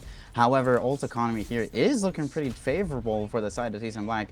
Brown Nugget already building up to a Deadeye, and Shredder's the downpour actually building up faster than Ryan De La Vega, showing that he's doing a lot more damage, he's being a lot more consistent in terms of engagements and team fights. Definitely, we see here Cheddar getting that nasty pick on Ryan De La Vega, taking the site, seeing if they can do it without any stall coming from the Highlanders. We'll have to see the High Noon coming out, pushing back the Highlanders, keeping them at bay here. Unable to get the pick on the Zaza, but that's totally okay. We see the Kitsune Rush come out as well. Hopefully maintaining that push they have on the site. Azazel throwing out the dagger as best she can, getting one pick there on Mount Fuji. Cheddar holding it down right in the center. It's a whole battleground in there. And we see Azazel and Spectrix with Ryan De La Vega together pulling through. And able to maintain that coverage. Wow. And it goes to Highlanders. That is a huge victory on their side, 100-0. Absolutely. We're looking a little uncomfortable here, especially on the side of keeping Brown Nugget on the Cassidy. Their main hero is the Sombra, which would be a pretty decent counter going into Ryan De La Vega's own Hazard. If you don't know, Brown Nugget does have a Cager video on the Sombra, so just be able to watch out. You'll learn a lot because it's pretty educational. However, it's looking really rough on the side of CSUN Black. May have to switch up the composition a little bit to see if they could combat Hazard back a little bit, because Ryan De La Vega's Hazard's going straight into Shroom Soup, taking care of him, making sure he's out of the fight. So there's no Susan, there's no Swift Step. Is pretty critical when you want to keep your team alive. Definitely. We see Azazel and Spectrix greatly rebounding off of Ryan De La Vega's ability to just push in and put all the offensive power that he can. So it's going to be really interesting to see if they can maintain that with the swaps from CSUN here onto May. IELTS getting the angles that they need. Bardna coming here trying to get the shots onto the far, but took a little left. And you can take it down. Kiriko there. Rounding of playing a little safe, but seeing Cheddar is low, going for that pick with the help of Spectrix. Great team help there with Brown Nugget playing it defensively with that ice. It looks like Highlanders is able to take all those picks and turn it into a capture. Unfortunately for the side of Season Black, it's just not going to come out their way. Soup dying at the first little bit. Miyuki getting an excellent pick on the Soup. It just isn't enough. Oh my. It's like Azalea even staggering their team a little bit more. It's going to take a longer reset on the side of Season Black, giving more time, more percentage on the side of Highlanders. Highlanders are capitalizing off this as Season Black is going to be taking a little bit of a switch on the tank composition. Right, we're gonna see if this switch to Orisa is the change that they're gonna need to switch the momentum back onto their side. But it looks like the wall from Hazard is making it a little rough for her to maintain this position. Blue Jay holding up back, but taking a bit of damage, has to take off the edge there. Checking out the side, then they're able to push back Cheddar back into the hallway. Blue Jay getting the pick on Nugget there. Cheddar doing what he can to help his supports out here. Round de Vega taking that front line again and again. Pushing back, doing as that's just his place is right there up in the front. He goes in and his supports are there with him, making it happen. Absolutely beautiful to see that. Absolutely beautiful gameplay that we're seeing here. It's looking really tough for the side of Season Black. They're being held back into Spawno while Highlanders are taking as much time as they want. And the ult coming from Ryan, wow, holding them back in their spawn. This is so impressive, and we're really hoping here to see with IULTs and all their ults coming up on the side of Season Black, seeing if they can make one final push here. Absolutely. Brunugget is swapping over to the Cassie, maybe trying to hold back right a little bit, especially on his dives onto perhaps the ults and Shroom Soup. Hopefully Soup doesn't die in this first little encounter. It's just going to be a little bit rough of overtime for them. Indeed, it looks like going to be able to touch. Spectrix coming out with the ult and the Kitsune Rush, trying to see if they can help push their team. Let's get on that side. Let's move up. Miyuki getting the pick on Mount Fuji, and Blue Jay getting 2 on the DPS on the side of CSUN. The Terror Surge coming out. Unfortunately, not able to get any picks off of that. Doing what they can to stall, but it looks like this round is going to the Highlanders yet again. Absolutely fantastical showing from the Highlanders. Oh, a decisive ban onto the Sombra of Brunugget. Brunugget, unfortunately, not being able to counter back right at La Vega. It is pretty crucial in this matchup, especially when you want your main one trick to be on their hero, have the best advantage, have the best chance of winning this matchup, especially when you're going into similar mirror compositions. We did see a little bit of switch from Cheddar going onto the Orisa, hopefully being able to tame back right at La Vega. But unfortunately, Blue Jay's a pretty good threat himself. You're going to need a lot more hits again if you want to take him out of the sky. Unfortunately, Eol just wasn't able to pluck him out as much as you want. His feathers just weren't clipped in that kind of situation. Definitely, and that's what they needed. It was either taking him out of the sky or dealing Ryan de la Vega. Both of these huge forces pushing your team back constantly, one from the sky, one on the ground. It really disallowed Season Black to be able to push up and get the space necessary to make the moves to get him that victory. So unfortunately, it looks like that it was a 2-1 match there for them. But we're going to see how things change here now. They seem like they were testing out different compositions here. Perhaps they're going to fix these holes as we go into Circle Royale here. It'll be very interesting to see if things flip to the other side yet again.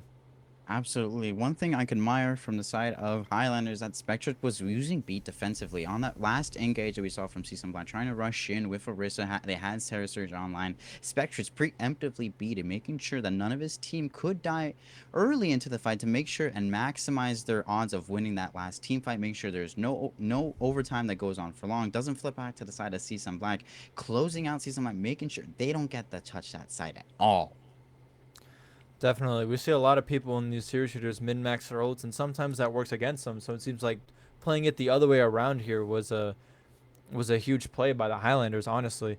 It helped them keep that momentum of the side is theirs, and they're able to hold down the fort. Even with the Kitsune Rush coming from Season Black, it was not able to penetrate through the fortress they have already set up beforehand. Absolutely.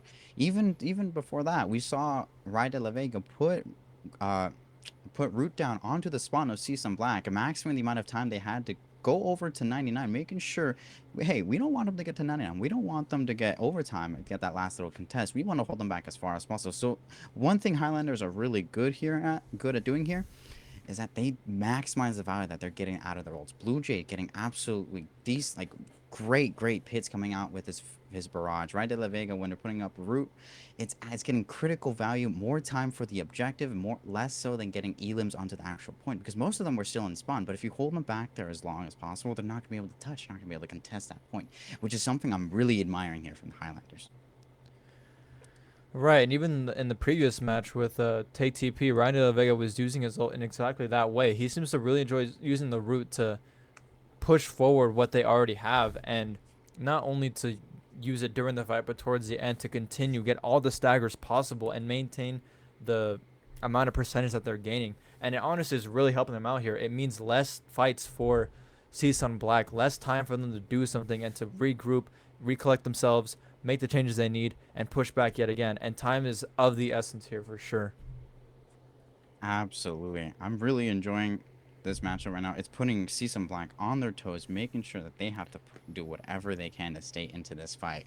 Because I really do want to see them have a rematch into Greasy Piggies. That fight is one for the books, man.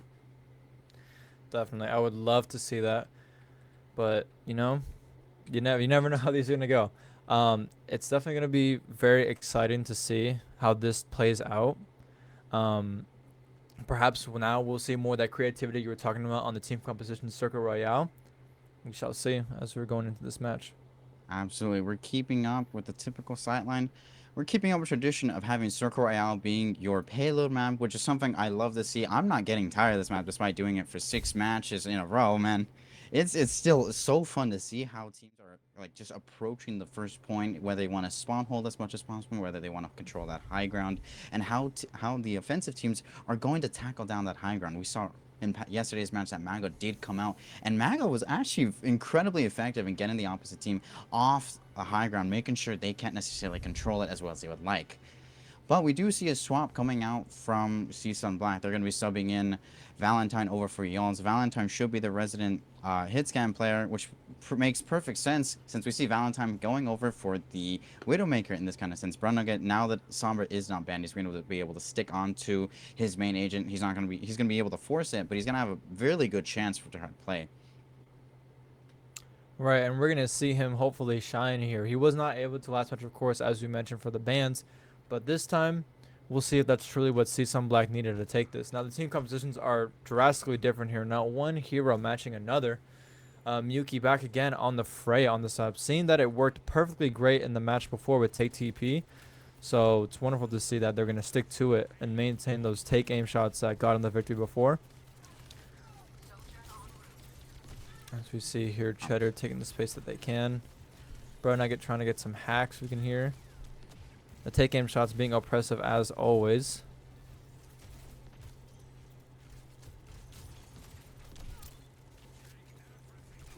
Exactly what I was saying earlier. The take aim shots coming from Miyuki are just putting so much poke down into the backline that it's really hard to want to push up, especially when you're just in such a difficult position going on to the next fight. It looks like Bro Nugget really wanted to get that pick on Miyuki, understanding those take aim shots can deal a hefty amount of damage, but unable to as Azazel was there for backup. But Miyuki does go down. Spectrix goes down, and it seems like CSUN Black is able to do some real damage here now that they have their hacker here. Exactly that. I'm really enjoying how well they've been able to dissect into that high ground setup. Like I mentioned before, they played down that high ground perfectly. However, CSUN was able to control it. They were able to maintain it. They were able to walk up into the staircase without having taken too much damage. Miyuki wasn't able to keep them at bay as much as he would hope so. So now they have to deal with CSUN Black already getting the first objective 5 minutes into the bank, which is excellent for them. And Brunugget already getting into position for his next hack target.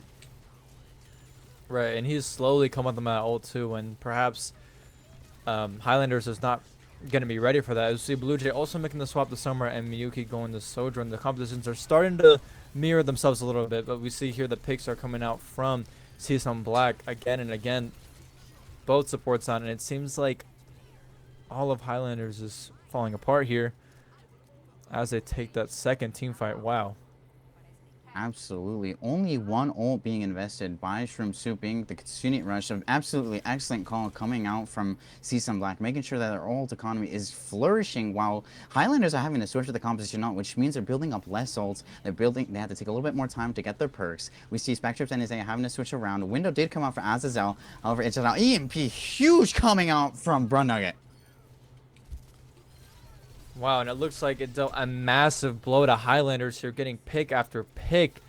Cheddar taking out Blue Jay, ensuring no one can get back to their spawn. And we're seeing Brown Nugget go right back in for another one. Absolutely great ult coming out from Season Black. Having the best EMP when Bruno gets able to build it up incredibly fast. He only built it up in just a couple fights, which is actually honestly really impressive. It just means he's doing his job being a little stagnant flanker, keeping Highlanders on their toes, making sure that they can't contest the angles they want to when Spectrates, Azazel are just constantly being just bugged by this little computer bug. Definitely, and seeing Spectrix making the swap to Brigida is massive. We've seen him on Lucio for, I think, all the rounds today, and it's crazy seeing that. Okay, we need to make this massive change to see what we can do here. This Sombra is blowing holes into our team. Exactly that. We're in a little bit of an odd situation here. The separation between the teams is very apparent. However, we're still inching, creeping up 4 minutes and 40 seconds on the bank. Another EMP coming out on the side of Blue Jay. But unfortunately, just did enough to contest the amount of power that Run Nuggets has. Right, and Mount Fuji coming out with the beat. The Kitsune Rush coming out from Shroom Soup, seeing what they can do to keep pushing this site forward. Pushing back Ryan De La Vega, unable to really make use of that Ramatra ult. Oh, but perhaps the tide just shifted and now the Season Black had to take back. Wow. I was not expecting that shift. It seemed like they were really pushing back Highlanders there, and then all of a sudden things swapped. A really tough flip coming on the side of Season Black. They invested a few ults, and unfortunately, it just wasn't enough to close out and get a team kill onto Highland. Highlander sticking it out. Shroomsoup did have a Suzo on the Blue Jays hack, but it just wasn't enough to stop the momentum that Blue Jays EMP process. That unfortunately, Blue Jay does pick on the Brun Nugget, having to reset in this 4v5. And it seems like those swaps that Highlanders have made is really showing now. Like the changes are really coming out. This is what they needed to hold back, push back, and rallying Vega cleaning up with the rest of his team on the high ground. Again, pushing them back now down to 3 minutes and 20 seconds roughly. Absolutely. It's going to be a really tough reset here. 3 minutes on the clock, though, so it's not necessarily too difficult for Season Black to maybe flip this back into their favor in terms of ult economy. Indeed, we're seeing Brown Nugget coming up on that EMP. However, seems like he's being chased. Oh, sorry, that was Blue Jay being chased down. Now down to a 5v4. They're trying to take that high ground again and again. Seeing if that hack can help him out. We're seeing the overclock come out, taking down Cheddar here. Oh, but he gets taken down by Valentine. We're seeing Blue Jay here, seeing if we can get a disgusting flank on the enemy team. However, no ult just yet. Seeing if they can get that Mount Fuji pick.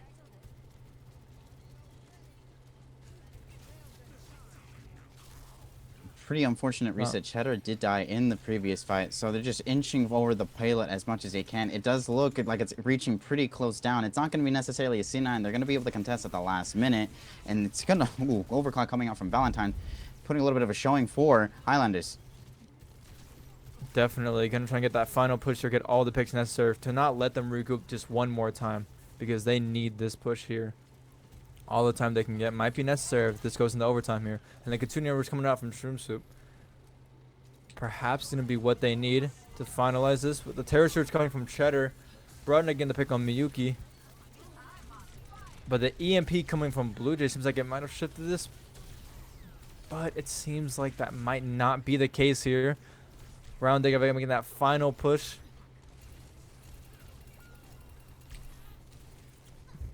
Brunner doing it. Miyuki on the Tracer, trying to make that final touch, getting the picks necessary, and it looks like they're able to hold that back. Wow, with just about 1 minute and 30 seconds remaining. Exactly that. We do have a minute 30. This will be like one of the last few fights coming up. Ult economy going on to Season Black is looking pretty rough, especially when Azazel does have window. But it's a pretty even Steven. Brunugget is coming close over to his EMP. He's the closest out of his entire team, and that single ult is going to be pretty impactful in terms of who's going to be able to win the next few fight. And hopefully Season Black is going to be able to close it out with a little bit less than a minute left. Let me see window coming out from the Zazo, seeing can we hold this high ground? Let's win this one. Put him down to the lowest amount of time possible. However, Valentine gets a pick on Miyuki. Mount Fuji on the Blue Jay. And it You seems like saw they're really this Valentine. final push. Oh my. Oh no. A little bit of a Wow. sneaky cap. A little bit of a sneaky cap sleeping, which is absolutely maniacal. If I were UCR Highlanders, I would be absolutely fuming for how this ended up. It looked like that Highlanders were able to take the round, but Brunaghet noticed that nobody was near the payload, nobody was there to even be able to contest it at all. And with this utility, he's able to burst down squishies that are actually able to come and contest the payload, making sure this team has a chance to come back. It's an absolutely great back half for Brunaghet, I must say. Honestly, I would too be devastated if I was on the Highlanders, but you know, as we've seen in many Overwatch games in tournament history, things happen, right? And that's what we got to see here. A lot of fights are being taken on the high ground. Honestly, just only I think there was one fight there towards the end that the fight was really being taken toward that final point, where it's cutting extremely close. But the AMP from Blue Jay really made that huge shift to bring them down now. But you know, 48 seconds is to some people a lot, to some people a little bit of time. So we're gonna see what they can do if this goes into overtime. If it does go to overtime, it's going to be a pretty rough matchup. Both teams putting an excellent fight into the books. I'm actually really excited for how Season Black's been able to counter back this composition that they're going to be running over here. We're sticking Cheddar onto the Orisa, which seems to be a little bit of a comfort pick.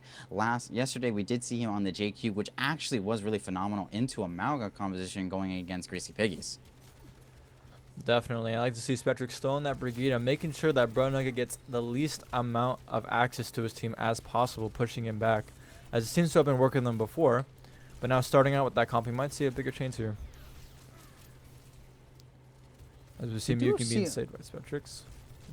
We do see a really cool way that you see some Black is deciding to approach. Unfortunately, Miyuki beating a really good pick onto Valentine with the take aim shot, just in a really difficult angle there.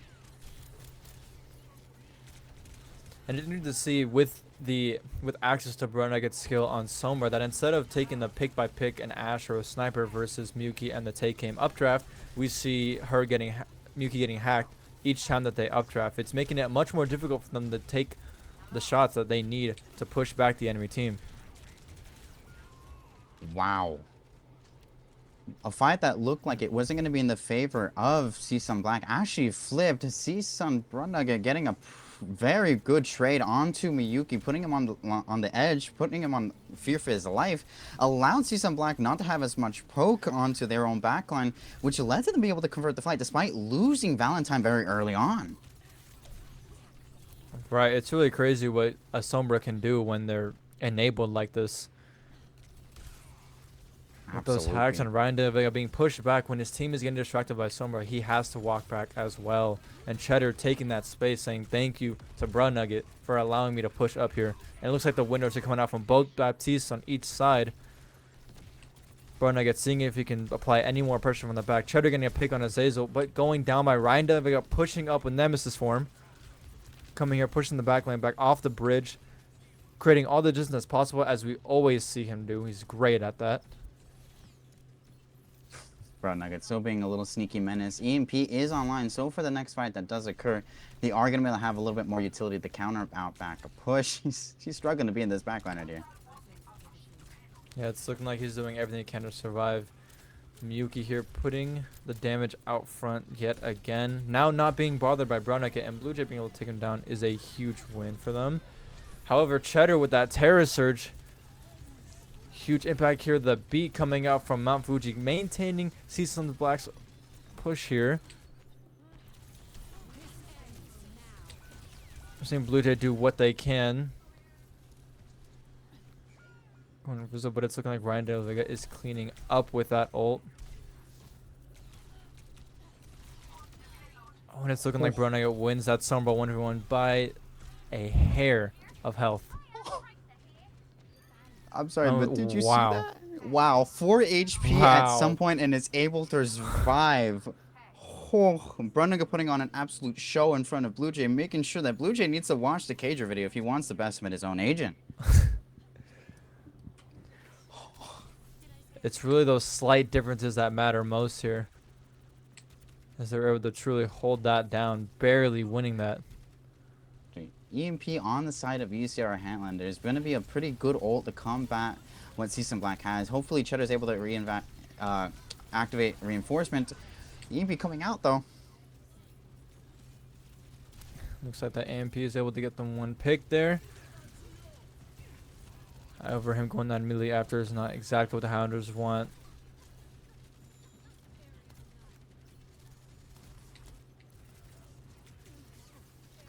Pretty nice And so contestant.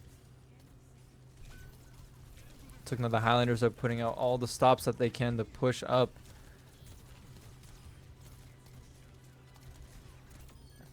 Oh, the Oh, Zaza with the great assist, taking down Shroom Soup out of the sky and helping out Blue Jay there with Valentine. That was a great cleanup from Highlanders. an absolute clutch moment coming out from the Highlanders, getting down the point, which is exactly what they needed to, with a decent bit of time left. 2 minutes left on the bank. Not as much as CSUN had when they first contested. 5 minutes was, if I believe, what they had the first time around. 4 minutes 40 seconds. But it was actually really, really close. Run Nugget building up to another EMP, so it looks like they're going to be building up a few ults to see if they can at least contest in the last few minutes. Valentine getting a great pick there, though. Definitely. And Valentine also creeping up on their ult. Perhaps will now match Miyuki when they get their overclock. But it looks like Blue Jay's able to get that pick on Valentine. Terror's coming out, taking out Azazel. A great strong pick, as we've seen Azazel doing insane amounts of impact with both his DPS and healing. A little bit of Getting that toying on the from side of CSUN Black here. yeah. Unfortunate.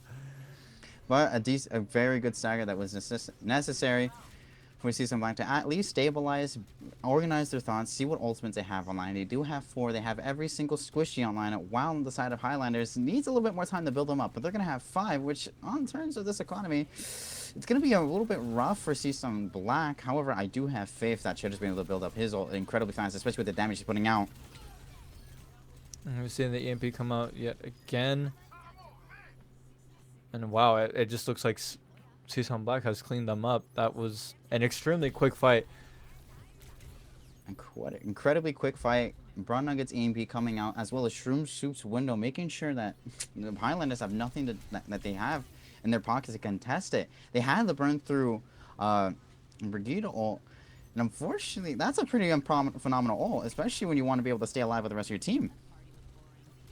It truly is, but luckily they still have Ryan De Vega's Ramatra ult, which, as we've seen before, can get some really, really helpful picks. And here we see the beat coming out from Mount Fuji, helping out Season Black. And there's a Ramatra ult just mentioned. Overclock coming out by Miyuki, trying to get all the picks, unfortunately being pushed back forcefully. Shroomsoup doing what they can. Miyuki going down by Cheddar.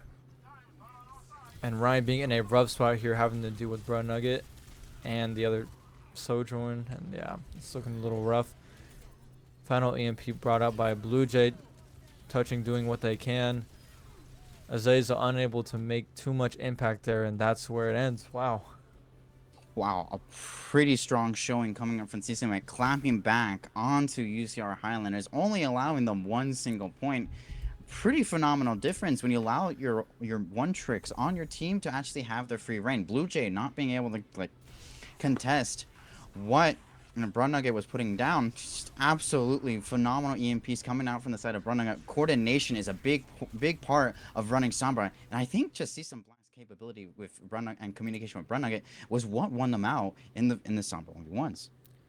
True, that communication really is showing just by viewing how great those ults, the impact that they're dealing against the Highlanders. And Highlanders making those swaps to see if they can deal with Summer did work out for a good while. However, unfortunately, as we saw, Brigida was unable to make great use of that ult, which perhaps was the deciding factor there in whether they were able to hold or push forward more or not. The EMP, the counter EMP, and it's just how much more one Summer can deal than another. It's really crazy what happens when we allow one trick to do what they can. Absolutely. Let's not to mention Valentine was putting in pretty great numbers here. He was able to contest Miyuki's Freya a lot more often. It was more so an even-sided contest between the two. Blue Jay being the flex DPS and Valentine also being more so on the hit scan. But they're putting out great showings, man. Valentine not letting down his team, keeping Miyuki at bay, having to keep him on his toes.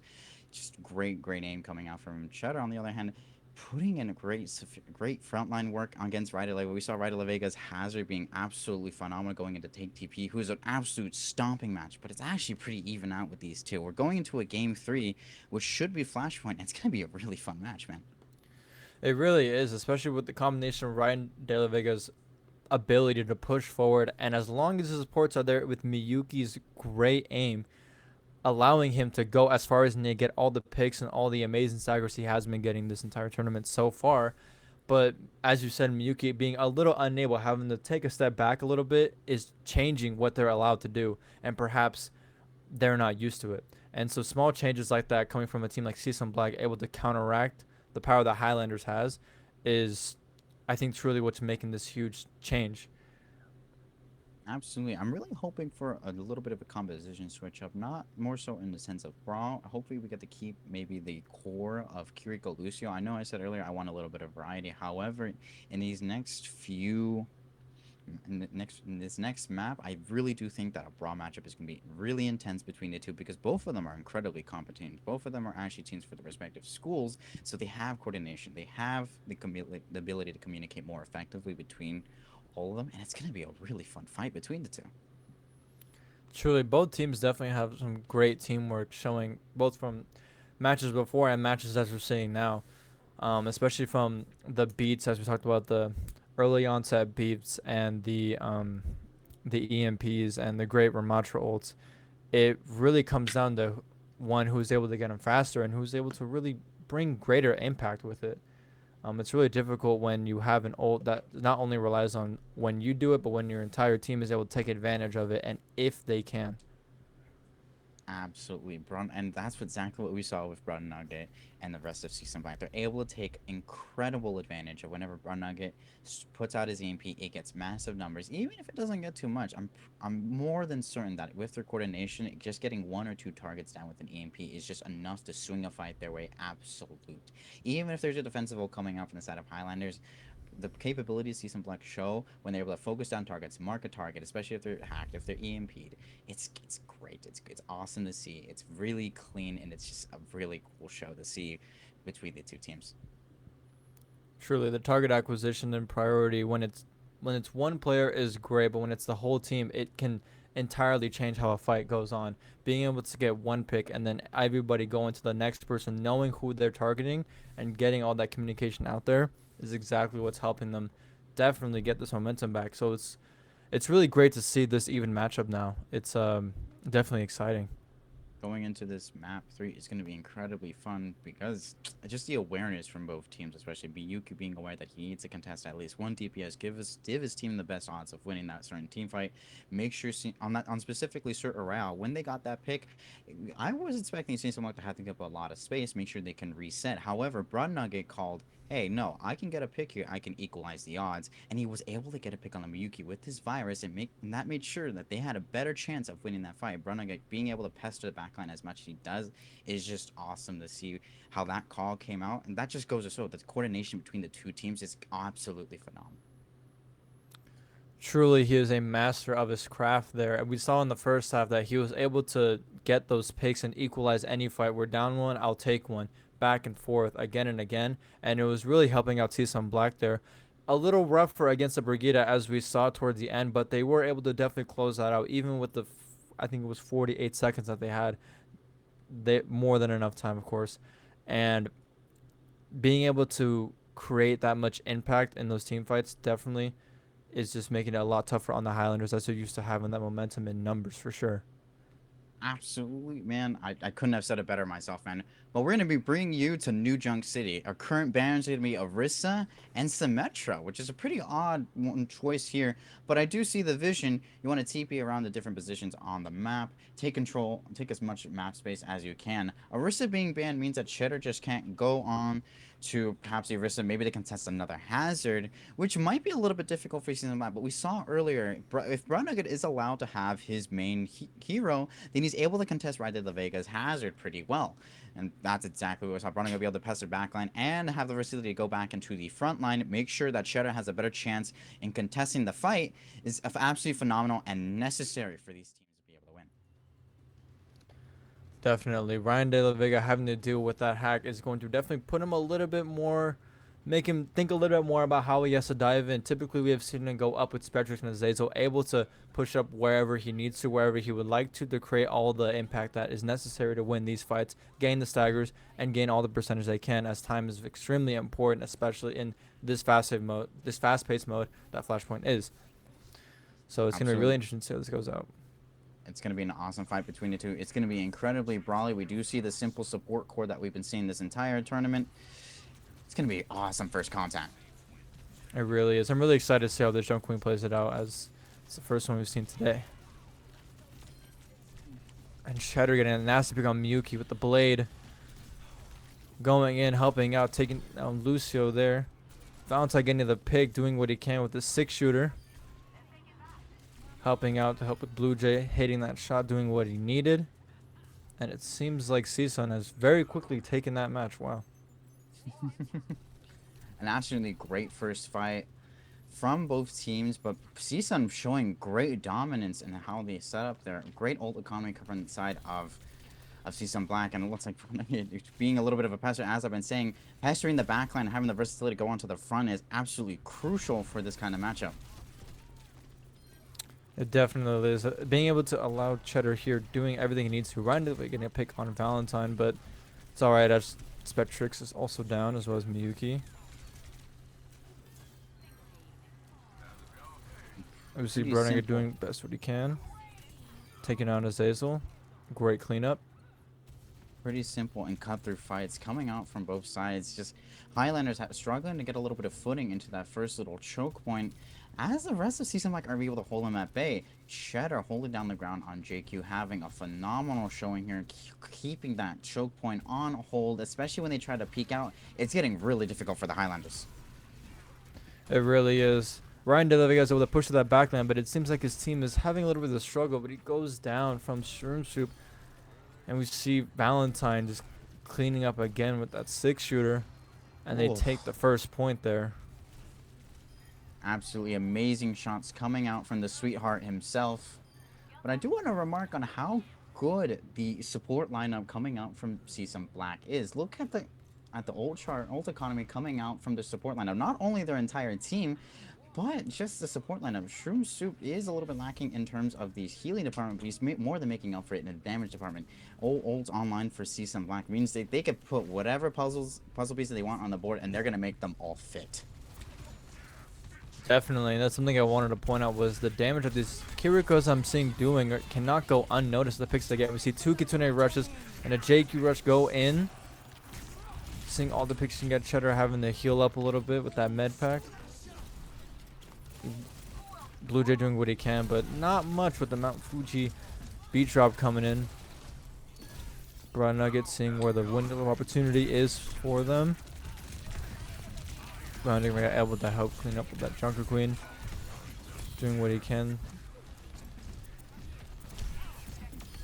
A pretty flip-floppy fight coming out from a lot of ults burned through from CSUN Black. However, they are able to take a lot of control onto this objective. And they're able to flip it onto the side of them. You see our Highlanders were able to contest it for just a little bit, just purely based off the speed they were able to get onto the objective first, based off spawn advantage, but it just wasn't enough for them to keep up. Definitely. We see Blue Jay getting that pick on Shroom Soup. Might be crucial here as they go in to this fight. Seeing if they can take back that fight. Cheddar having to take his foot off the pedal just a little bit as he goes down. And we're seeing Highlanders being able to take the point yet again. And it looks like they're able to do it pretty cleanly. A little bit of a stagger on the side of Season Black. Unfortunately, Brown Nugget going down there, but it did stall the object just a little bit more. So instead of going towards being 50-50, it's going to be a little bit 50-60, leaning on the side of Season Black. A pretty decent decision, especially when Sombra has that mobility. He can join into that fight whenever he so pleases to, get a hack target, and bug the backline. Definitely, and we see the EMP going out just as I was expecting, as Cheddar here gets the pick on Miyuki, going in on the Lucio, but it's unable to get that pick. Goes, turns, and the High Noon takes on Ryan De La Vega. Crucial pick with the Kitsune Rush coming out from Azazel, but it's unable to help them stall the site. An absolutely great EMP, an absolutely great Rampage. I mean, actually, no, Rampage is online. An absolutely phenomenal EMP and a phenomenal High Noon coming out from Season Black. Pretty crucial in trying to retain this point. It's 80, probably going to go to 90 if Highlanders are able to get a pick here. Brunagan unfortunately dying there in the beginning. Going to lead them to a little offset fight here. Obviously, the Kitsune Rush came out early, seeing if they could not even let them touch, but it seems like they have. However, is it enough? We're seeing Season Black have the advantage in terms of numbers. Azazel goes down. Mount Fuji and Shroom able to help out with Cheddar, again, cleaning up the backline yet again. An absolutely awesome fight coming out from 0-2. Season Black coming back, stomping over this in this map 3. If they win this, they're going to have an excellent time for their next matchup. It's going to be a rematch between them and Creasy Piggies if they pull off this win. But Highlanders still have a chance to pull out a reversal sweep, go back to 3-2, and make an upset out over here. It's going to be a really fun show here. Definitely. We see Ryan De La Vega coming up on his Ramatra, which is, as we've seen before, can do massive things to Mount Fuji, even with that beat. Perhaps seeing if the timing as well could cancel it out. There could be a recipe for destruction, but we're seeing it come out here now quite early before the Ramatra. It looks like he's being put on the back burner a little bit. As it seems, Shroom goes down by Spectrix. Mount Fuji holding it down, but Miyuki and Ryan De La Vega getting the picks necessary to get that site to be their own. Obviously, they weren't going down without a fight. They want to maximize the amount of ultra they get. However, it is gonna set Season back a little bit. However, letting them have 30 isn't gonna be too much of an issue, especially when we've seen the tides flip so often and so much. Definitely looks like we're coming up on Azazel's Kitsune Rush, and we have beat ready by Spectrix. It's gonna be a little rough for Season Black to see if they can take this back for their own. Kitsune Rush coming out. Azazel taking a bit of damage, goes down by Mount Fuji. High Noon coming out, but unable to get a pick with Ryan De La Vega's Ramatra ult as destructive as ever, going down, getting those picks he just loves. And it seems like Highlanders is taking charge here now. Highlanders are taking a big foot to their face and saying, no, we're not going to take all the beating that you've been putting down on us. We're going to reversal sweep you. Looks like they're trying to do as much as they can now. One last touch left for Season Black if they want to make this point theirs. Coming down relatively close. And it seems like Brown Nugget on the Sombra yet again is able to touch, though extremely low, and goes down by the Vortex. Seeing what Shredder can do. Rampage is online, seeing if he's looking for an opportunity for a great time to use it. Miyuki with the overclock getting a pick. Looks like Highlanders is doing quite well here, saving Miyuki with that Suzu as they're taking down Cheddar to make sure this site is truly theirs, and they take it. Absolutely pretty great last little overtime fight. Unfortunately, Highlanders just had so much momentum going into that fight. Bernard dying to the Ravenous Vortex, especially when Ryan De La Vega has that major perk where it does have 50 additional damage. When he was already low, he was just confirmed to get that kill, and it's just awesome to see how that perk has morphed the playstyle of Ramatra. It's definitely great to see these perks come into play in those crucial moments, those little picks that just change the tide completely. We see Ryan De La Vega. Oh, we see the Rampage are pulling out, going for the Lucio. Takes him down. Oh, and it looks like Highlanders is down on the supports. Ryan De La Vega doing what he can to perhaps get some ult charge here. But unfortunately, See some Black really takes that cleanup and does quick A, with it. a great reset and comeback from Season Blank, showing a little bit more dominance, slowing down the momentum of Highlanders, making sure that no, we're going to be able to come back. We're going to be able to come back strong. We're looking just to close you out here at 3-1. Definitely, we've seen that EMP go off by Brown ready to use it. There it comes. Getting the pick on Azazel, helping it against Miyuki. Blue Jays seeing what opportunities they have. Can they get a pick? Perhaps not. Using that recall to play it safe. Absolutely nasty EMP, making sure that the Highlanders don't have another chance to come back on to install them more. We see there that that's a min-max opportunity that Brunnigan has calculated via using that EMP. Gives them a little bit more percentage on the clock for controlling that objective. Definitely, we're saying Rams. Oh, he's seemed like because it's online, he's trying to get in that space to use it, but it seems like Mount Fuji using the beat to push up. The ramp ult comes out, but he goes down. And Cheddar, wow, what a quick, clean fight. Just a little bit of clear up necessary on the site for the OT touch, but it looks like Season Black takes it. An absolutely phenomenal last fight. All stops, no breaks, foot on the gas, flooring it straight through the highway. Absolutely great closer. Both teams putting as much as could into that one last fight, but it was just too much for UCR Highlanders. Highlanders, unfortunately, taking the one. Black taking 2. 2-1. See some Black. UCR Highlanders. That is massive. Wow, I cannot believe how quick that last interaction was. It in a blink of an eye, the rampage, the ramp ult quickly just subdued in seconds. And CSUN seeing that it became 1-2 on the flashpoint, they knew that they had to close it out. They could not let this become a dire 50-50 situation. They wanted to clear it out, and truly they did take it home. Great win by them. Highlanders put up an amazing fight, and it was a great matchup, honestly. Absolutely very fun to see. Both teams incredibly competent. A very flippy game happening on the first map of the game of Oasis. Oasis being a little bit of a troublesome spot for CSUN Black. However, they were able to bring it back with Circa Royale and New Junk City. Pretty great maps for them. Honestly, great showings from both Highlanders and CSUN Black, but unfortunately, Highlanders were in to put it out. Brun Nuggets coordination when he's on Sombra, when he's on his main hero, is just too much for Highlanders to handle. He knows right when to call that AMP is ready. I'm ready to go in our y'all, and it works out beautifully.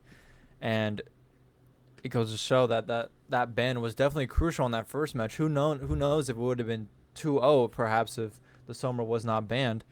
But it's great to see that these matches are not entirely one-sided between these teams. Definitely a great fight put up from Highlanders. Absolutely. Pretty fun match there. Pretty great showings. I'm really appreciative of how the coordination between these two teams, like I mentioned earlier, I'm going to keep emphasizing this. The coordination just to run these kinds of competitions is absolutely phenomenal.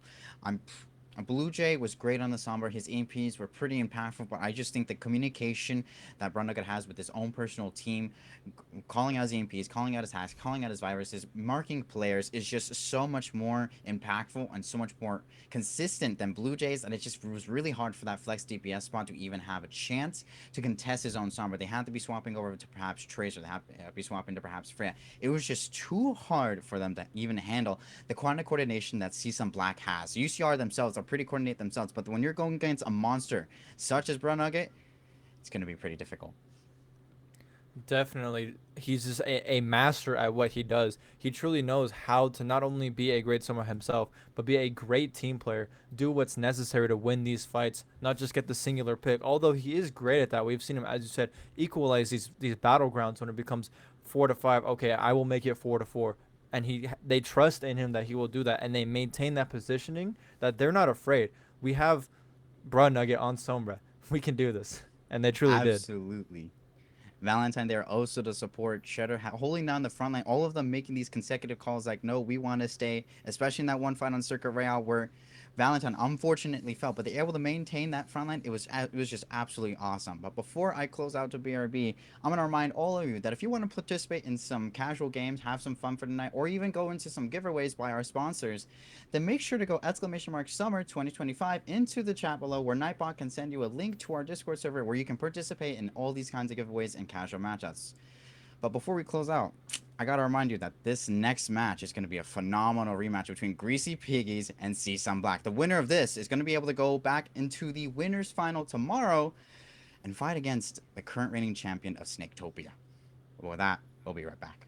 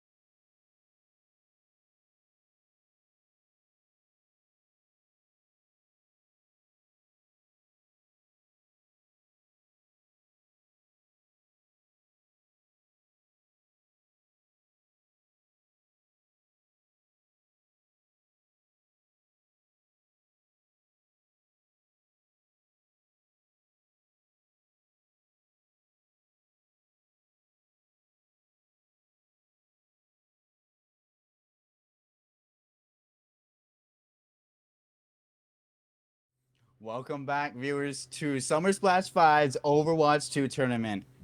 It's going to be a pretty eventful day today. My name is Neil. I'm joined by, Sleeping? and we're bringing to you a rematch coming back onto Legion Tower. We're going to have Greasy Piggies coming up against Seasun Black. Seasun Black winning their previous matchup going against UCR Highlanders pretty convincingly. It was a decent matchup going 2-1, but they put out all the stops to come back into this rematch. Whoever wins this is going to be against Snaketopia in the grand finale tomorrow. So if you wanted more information about that, be sure to go !SummerSplash 2025 or Summer 2025 into the chat below, making sure you can get into that link and enjoy the rest of the activities that we have for today. We have casual games, we have giveaways. So if you want to enjoy any of that, just make sure to get into our Discord server and you'll be able to see all the information for tomorrow's game and for giveaways that are happening tomorrow. Definitely join that Discord. You're not going to want to miss the finale tomorrow. It's going to be great. And here we go, starting off. We have Brown Nugget choosing Cassidy now that Sombra is banned.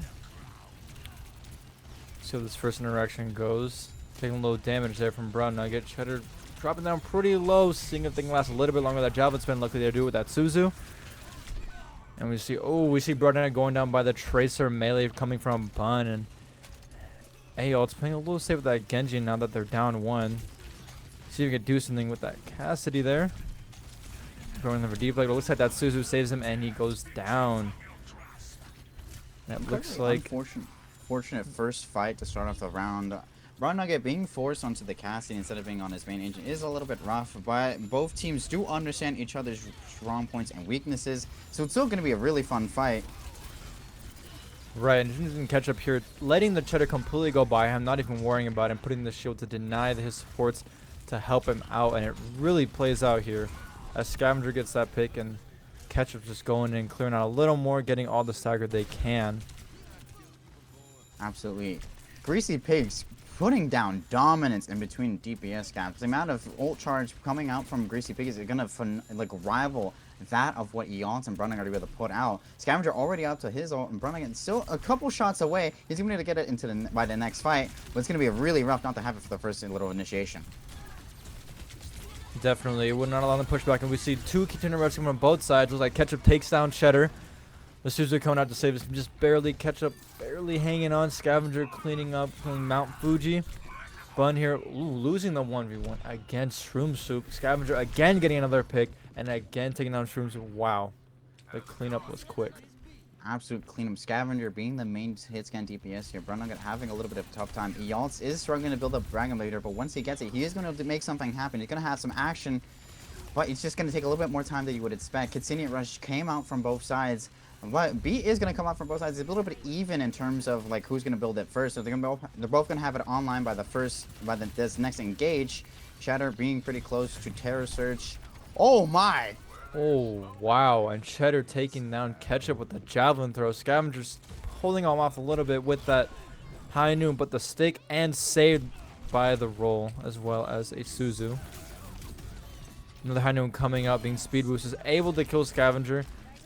The Mount Fuji pulling out that was Mac and Cheese pulling out the beat, seeing how much longer they can last. And they do get it to 99, however, the point goes to Seasun Black. Pretty decent fight. We're going to be in a little bit tough situation where both supports trying to support their tank, maybe get back into the objective a little bit, claim a little bit more time on the clock, but unfortunately it's not going to go that way. It's going to be a really well thought out fight, but it's just not enough members are there, not enough teammates are there. It's going to have to be a little bit of reset. It's pretty nice and phenomenal seeing like how both teams are acting accordingly based on the bans that were picked. If I do recall, Orisa might have been, no, not Orisa. Some other tank was banned on top of Sombra being banned, so it's a really difficult to see like Brunnigan not on his main agent when he could have such a reasonably great impact here. Valentine not being in for the hit scan is going to be a little bit hard on them, especially when he just specializes in that. But Brunnigan does hit his shots, and there's not much to worry about. Definitely great to see him doing that on his swap pick. Oh, Shroom Soup taking down Ketchup. We see Cheddar doing all that they can, holding off the site, maintaining that, and it looks like they hold down pretty damn strong. I was mentioning earlier, if you saw the fight between these two teams yesterday, then you know that it's a very flip-floppy team. It can go any man's way. Both teams do have some of Seasun core from their main Overwatch roster, so it's going to be a really fun fight between the two. And it's looking a little rough for Season Black as they're going into this next interaction without one of their really crucial supports.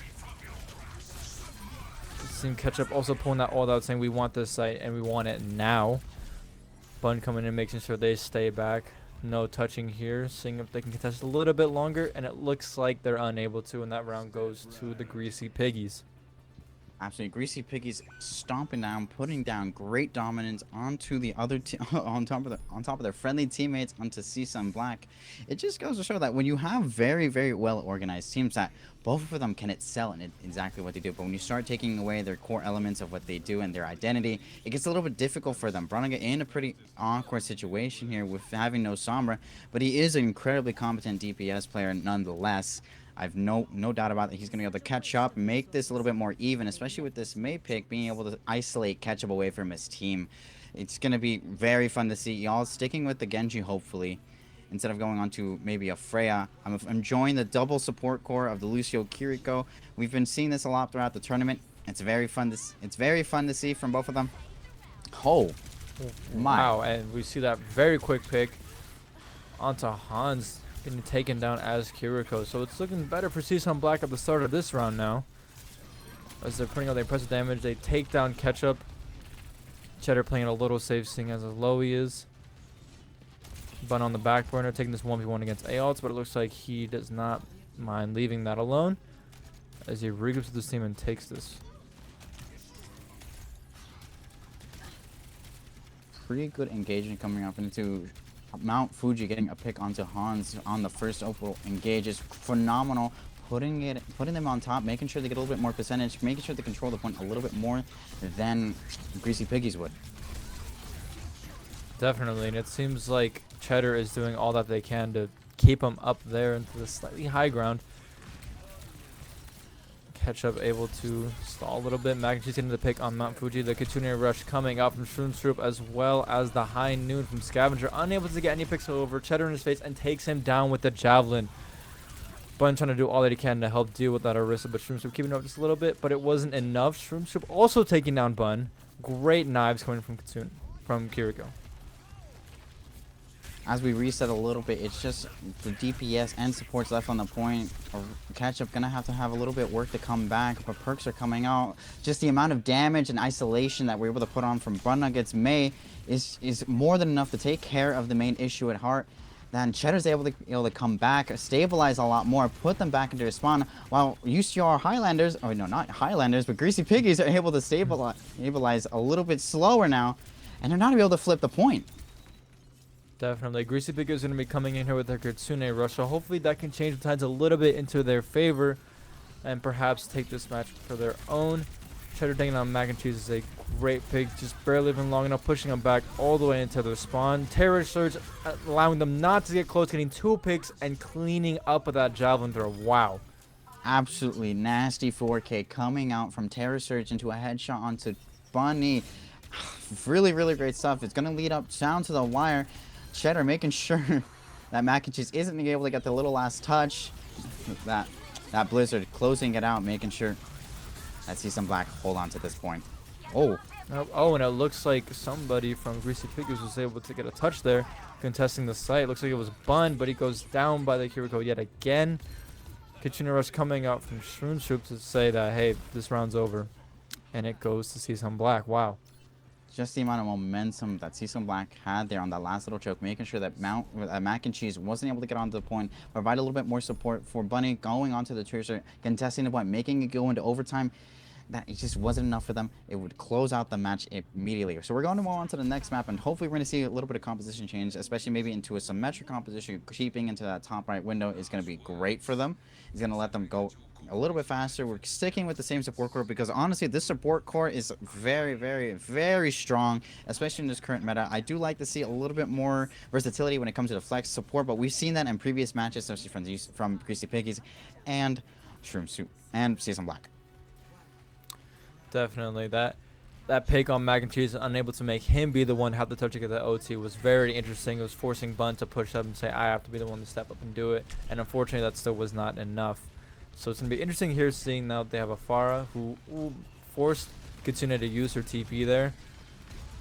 doing all the damage he can. Seeing that Lucio is low, trying to get the pick on Mount Fuji, pushing him away. Is he able to come back? He is not. Great pick, but Ketchup does go down from the map. We see Cheddar trying to clean up. Oh, but the damage from Kiriko's blade is just too much. And Bun helping out clean up as the Greasy Piggies take the site first. Honestly, a great flip coming back from Greasy Piggies. They did lose Ketchup very early on the fight, but they were able to prioritize their targets, make sure they got the right heroes low enough to where they could close out, get enough picks, and convert the fight into their favor. Definitely, and it seems like that oppressiveness from the far in the sky is just a lot to deal with for Cheddar. Trying to get all the picks that he can. Playing it a little safer, seeing Cheddar trying to inch their way onto the site. Checking back on his team, seeing what he can to help out with that Pharah. As they're taking that space, here comes Brown Nugget. See what that take. Aim back in on Freya. We love to see it. And it seems like they're able to win that interaction. Wow. A pretty great flip from CSUN Black, now being able to get onto the point. Hopefully they can even out the score a little bit, make it go toward 50, leave them pretty good standings if the objective were to be able to flip, so they have a little bit more time to convert the fight into their favor once they return onto the site. Definitely. It's great to see how close this match is coming out. Ayot's almost dying to that Tracer Pulsar Bomb combo. He kept taking that health back. Oh, we see the beat come out from Mount Fuji to maintain their positioning. Not hold back, but the Kitsune Rush says otherwise. And the barrage comes out, takes down Mount Fuji. CSUN Black has taken it a little easy, however. Oh, Greasy Piggies gets another pick there. Onto Brown Nugget. With Cheddar perhaps panicking just a little bit and goes down. Looks like the Greasy Piggies are taking that back. It's like it's only going to be a 10% difference. However, this puts CSUN Black straight back into the game, so they don't have to worry about having to contest as much, having to hold on to the objective. Once they flip it back to their side, they understand, like, hey, we have a little bit of time. We have a little shorter of a cooldown to get this back to 100. It's anyone's game right now. It's absolutely phenomenal. Definitely, and here we see the Kitsune Rush come out from Shroom Soup, seeing we can make a play here. Both teams have Terror Surge up and online, and there's the first one to see come up by Ketchup, getting a pick. Beautiful. And seeing her to clean up Brown Nugget out there in the center of the map. And they're able to maintain and gain further percentage, about 20% more than CSUN Black. Pretty great fight from there. This leaves them to maybe 1-2 fights left to contest the objective for CSUN Black, and then they have to hold on to it for the rest of the time. This claims the first point, which allows the enemy team to have maybe a map choice. Hopefully it's to Real. However, it's gonna be really rough to see how CSUN Black are able to take back the objective in this really difficult matchup. It definitely looks like they were close to getting captured there, but unfortunately they can't do it. Here comes the Terror Surge with the Bola. Exactly what I expect to have our Mount Fuji. Oh, there we go. We see the CSUN Black doing all they can. Bun getting a pick with the Pulse Bomb. But I'm not sure if it's enough here. We see Bun putting in all the effort, TPing around, dodging just by a hair. Is able to make it out, but they have to give up the site to CSUN Black. The survivability that Bunny has, just making sure he can regroup in this team, not taking the extra 8 seconds for it to live. Running in a really weird position, having to waste his resources is really, really rough for CSUN Black because it leads them into an overtime position where they have to get a touch. Yes, it seems like they're able to get that. We see Cheddar putting in the effort, taking all they can with the Fortify, but unable to do it as the Kitsune from Hans is extremely oppressive, putting him against the back. Barely hanging on the edge of the map from May. Ketchup getting that Javelin toss yet again, and Far cleaning up with a barrage. Absolutely beautiful. A beautiful first map from both teams. Incredibly competent signs. Greasy Piggies just edging it out a little bit farther than I would have hoped for from CSUN Black, but it was still an incredible showing by the two of them. Scavenger putting absolute great work onto the Far, making sure he controls the skies. They weren't able to maintain it as much as they would like, especially since Brunna doesn't have his agent. But since Brunna does have his agent for, his hero for the next 2 maps, if they were able to close out second, should prove to be a difficult matchup for Greasy Piggies, and now they can't ban it. Definitely. We've seen that collaboration work so great with that EMP. And we've seen this story before where they go down 1, they come back 2. I would not be surprised to see that yet again, especially with how strong they came in here. Even though Greasy Piggies did come from the winner's bracket, they were giving up the point here and there. They knew they had to at some points, and they had lost a round, so it wasn't any 2-0 situation even with the ban on Sombra. So having that now online is going to be really really interesting to see, especially with how strong he already was. We saw how the picks he got on Cassidy. He is not just a one trick. He is great on many characters, and we are seeing that show. But now we're going to see that Sombra yet again. So it's definitely exciting to see what shifts are going to happen. Absolutely. So since we're going back onto payload, something I'm hoping to see just to keep up traditions, we're gonna stick on Circuit Royale, try maybe the same composition, see have this little rematch because they did play Circuit Royale during the first time meeting, and it went to the way of Greasy Piggies actually a Malga composition with ketchup running on a Malga, which goes to show the kind of versatility that you have with different map choices. That Circle Royale isn't just this one uh long-sided map where all hits can DPS that are able to hit from a range will reign supreme. It's more so a brawly match from what we've seen. We've seen just symmetric TP plays. We've seen cores with Lucio and Kiriko, Lucio Baptiste being able to speed into the high ground, contest it away from the enemy team. We've seen different ways of how they want to spawn hold. If you want to hold closer to the corner, if they want to hold onto that bridge on the high ground at first. So it really depends on what kind of bands you pick. I'm really hoping that we sub in at least a Valentine for one DPS player, so Valentine can go pop off and allow Brunaga to remain on his hero Sombra, and so Valentine can pick maybe a Widowmaker. They can pick the Sojourn. They can pick a Cassidy if it's a brawl matchup. Depends on what Ketchup decides to play on to Circle Royale. Like I said, I'm hoping for more of a brawl initiative coming from Greasy Piggies, or Season Black has to defend. They have to change what angles they want to hold on to. They have to change like, okay, how much space do I want to maintain while Malga's coming in marching onto my backline. It's going to be a really fun matchup, and I really hope that we remain consistent in this brawl competition with the same duo support core with Lucio Kiriko, because despite of how bland it might be throughout this entire tournament, I think it's incredibly fun for brawl to come up in such a hit scan long-sided map dominance into this game. Definitely. We were saying earlier on Circuit Royale that Ramattra has been a pretty strong and solid pick, both on attack and defense. But especially on attack on that first bridge, him and the Lucio are able to truly push up and just take any marksman that do like to play on that bridge, push them off, and tell them that this space isn't yours, and we're going to keep pushing this cart forward. And it's been quite effective overall. So it's going to be really interesting to see if that is a direction that either Greasy Piggies or Season Black decide to go, or if they decide to do marksman 1v1s. That is also something we haven't seen too much of today. So it'll be quite interesting, especially to see how Greasy Piggies is going to manage around that Sombra. Are they going to swap to Brigida as we've seen? Not too sure. So it's going to be interesting to see what they change to adapt. Absolutely. I'm really hoping for just a relatively clean, not clean matchup. I want this to get messy. I want this to get gritty. I want to see some Black to put up a fight, make sure this doesn't go down to 2-0, and they put up a fight to make sure that they can meet up with Snaketopia, because Snaketopia have been reigning this entire tournament. Yesterday we saw them go on an 8-0 win streak, never dropping a single map on any of their opponents, being absolute menaces into this tournament here. Truly a diabolical sight to see. I'm really excited to see how this EMPs goes. Perhaps they'll be even cleaner, or perhaps they'll have to manage around that just a little differently, seeing how the Greasy Piggies play. And it looks like we are. Sorry about that, but it looks like we are going to have a Widowmaker and a Lucio ban, which means we're going to get a little bit more creative in what team compositions we want to run.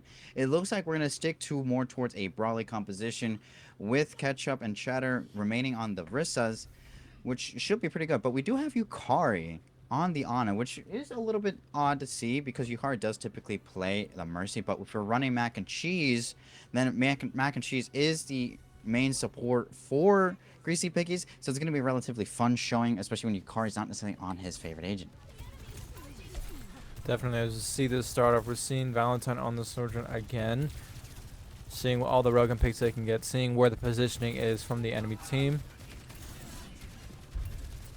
Cheddar and Ketchup exchanging javelins here. Seeing that Greasy Piggies is now on the ground, not playing too much up on the bridge. Brunagget going in invis, seeing what picks or hacks they can get. Unable to go in too deep, but they're doing very well with pushing the cart forward and getting all the picks necessary to keep that momentum going. And Ketchup going into perhaps stall just a little bit as their team has to reset. Absolute clean dissection coming from Season Black, being able to focus onto the backline, making sure they don't get as much value as they would hope. So as we can see, Mac and Cheese only able to get 25% ult charge, means he was doing a little bit of damage as well as healing, but he was, the value from his orbs just wasn't enough to combat that of Cheddar being on Orisa. True, and see Season Black getting that pretty effective EMP right off the bat as they jump down. Oh, and it seems like Ketchup is going down as well from that interaction. And as Cheddar goes up to try and push back the Zenyatta, don't allow any more picks, getting all the staggers necessary to guarantee that first point and perhaps halfway to the second. Cheddar, unfortunately, going down there, taking a little bit more time away from how Season Black would like to reset. But if they continue to have one in the payload, they're not going to have to worry about that much. Bunny going a little bit crazier, trying to find out this armor, but Brunelge being able to clear him out of that room, giving Season Black a little bit more time for the reset. We see Cheddar coming back from the sun, which is exactly what I was talking about. I was really enjoying how they set up onto the first objective, trying to take care of the high ground tanks and make sure they can take as much space as they can. And now we've seen Scavenger on the Soldier. We're going to see how that plays out here. Ketchup being put on the backline, but getting Nano now is going to push up into that Kitsune Rush, get that Terror Surge out, and hopefully clear a few picks here. He gets one on Valentine. Definitely tells Season Black to back off here. And it seems like this interaction is a little bit of a stalemate. As we see the Orbit come out from Mount Fuji to try and get one more push. And Yukari getting a pick on Brunugget here. We see the Transcendence comes out. A longer stall being very effective from both sides, honestly. Honestly, a pretty good stalemate here. There was enough time for Season Black to reset, despite using so many ults in that first initial encounter there. And it's rolling over into this next fight. And it looks like that Railgun definitely put in that extra push that they needed to secure that second point.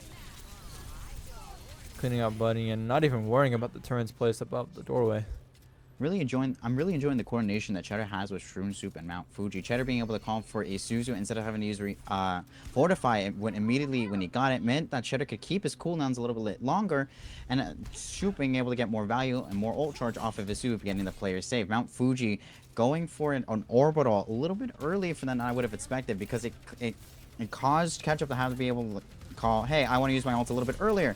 I want to be able to have this a little bit. I want to have a little bit more space against this upcoming fight. Definitely. Having the supports enable the tank is huge, as we saw previously with the team. As Valentine just barely getting out of the window with under 100 health. Scavenger getting that pick on Cheddar. Hopefully Greasy Pig is here able to push them back. It seems like they are, just a little bit of cleanup. But still 4 minutes remaining, so Season Black has a lot of time in here to sit and think about what do we want to do next, what ults do we have coming up, and how are we going to get this final push with hopefully as much time as they possibly can. Absolutely. We've seen the struggle on this last little stretch of road, but for the first two capture points, they've gone incredibly fast into not having to worry about whether or not they're going to have enough time. They have 4 minutes on the bank. They're going to have plenty of time for this last little one. Truly, and as they try to get this pick on Ketchup, they're looking like they might be able to, but that emo field just barely saves him. Cheddar with Terror Surge online might be looking for a usage right here. Perhaps saving. Always the usage by Ketchup there. Just barely not getting Cheddar. But that oppression was still just enough to have them all one-shot and for them to win that battle. Absolutely great nanos coming out from Kikari Puai, saving Ketchup whenever he so needs to. This flex composition, this dual flex composition coming out from both teams is proven to be pretty effective, but it just looks like Yukari's utility coming out from nanos is just saving them a lot. Mac and Cheese still has window online. A little bit of an emo getting stunned out by Cheddar. Friendly banner between the two. Yeah, definitely. These Orisas are going back and forth and back and forth. We see the orbital right come out again. Perhaps with Terror Surge to get through. Ruin the window usage with the EMP. Amazing team composition there with Brown Nugget. However, there's a lot of exchanges happening here. Ketchup seeing if they can clear out this Valentine. Extremely difficult with a great support from Shroom Soup. However, Shroom Soup having to perhaps... Oh, one more TP there. Able to survive. But Bunny clearing her out. unfortunately getting cleared out. They're gonna stagger just a little bit more than they would have appreciated. However, it still leaves the question: how much time do they have to be resilient here? The car is slowly but surely pushing up to the corner, which is gonna be incredibly difficult when Greasy Pigs is holding this high ground with such a chokehold. It means that Seasum Black is gonna have to meet them, and they're having a really tough time on this single staircase instead of meeting them at perhaps a low ground. But the low ground is a little bit more disadvantageous than they would like, so they have to meet at this pool top. Definitely, but it seems like they're getting the cart quite far, and like the battle's gonna have to take closer to home than expected here. So we're. Let me see the fight. Cart's gonna be inching forward. It's just very good positioning. It looks like that small little the small stall on the cart was enough to get Greasy Pigs off of that whole high ground, giving Seasum Black enough space to get onto the objective. And we got the symmetrical, just saving them from the Kitsune rush. A great play by Bunny there to hold off any oppression that Kitsune rush has enabled Seasum Black to do. Ketchup here seeing if they can clear them out. Waste more time for them as they have just 1 minute and 20 seconds left. Great contesting, great position. Yukari almost falling down from a little bit of poke damage onto his side. Gets a little bit of healer from Mac and Cheese. It's looking pretty difficult for Seasum Black to come back, especially with a Nano Terror Surge coming out from Ketchup. And it looks like that might be it as he just cleared out. Cheddar is going for against the overclock, spinning it, destroying all the projectiles. And the cart is slowly being pushed. I'm not sure. Oh, it seems like Rich Big is definitely acknowledging that, denying that sneaky push from Brown Greasy Nugget. Pig is not allowing Brown Nugget to apply the same pressure as he did earlier as the clock ticks down below 1. And it looks like she is able to deny that soldier of his ult. Playing extremely safe at a very low amount of health here. Just the amount of position that Brunt Nugget has is allowing his team to be able to regroup and have a little bit more of more cards in the next fight. Definitely, and Cheddar's gonna need that IC. He is taking a lot of damage even with the healing. He needs to get that terror surge in. There it comes. Takes out Mac and Cheese. Orbital Ray coming out. Another terror surge. Oh, we see Mount. Oh, wow. Okay. And there, Seasum Black takes it. Seasum Black taking with 5 seconds on the clock, 4.8 to be exact. Incredibly tough situation here, especially when you saw Seasum Black have such a dominant first 2 points, especially in such an open arena. I think it's this specific endpoint for Circle Royale that they're trying to get better at in terms of trying to clear the first high ground, getting on that pool deck. We saw the coordination between Brunaga and the rest of his team. While Brunaga starts to slowly push the cart, that the rest of the team has learned, hey, we need to go back, we need to contest this low ground while we're on the high ground. They start to give up that space on the pool deck. And that allows Seasum Black to push forward incredibly fast, take advantage of the space that's been allotted to them by Brunt Nugget, and take more space, have a more proactive fight, leave Greasy Piggies into more of an awkward position that allows them to take care of more space. Definitely. In a game mode like this, not only does Sombra herself become a distraction, but her being able to push the cart on top of her as a character, that is 2 different things you have to manage. And having your team split up from a steep high ground and a low ground is an extremely difficult thing to manage.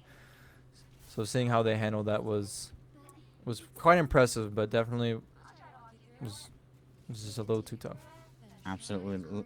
The core of having Brunt Nugget and Valentine being together is proving to be really good, especially when Brunig is allotted to have his agent. It allows Valentine to be more so of a hit scan, more flex agent, while Brunig is able to force out his preferred hero.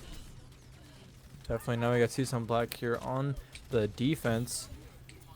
Seeing how close they want to hold it. Bunny on the Hanzo, seeing if they can get any picks on Brown Nugget. And we see Cheddar go down, a massive pick for Greasy Piggies here.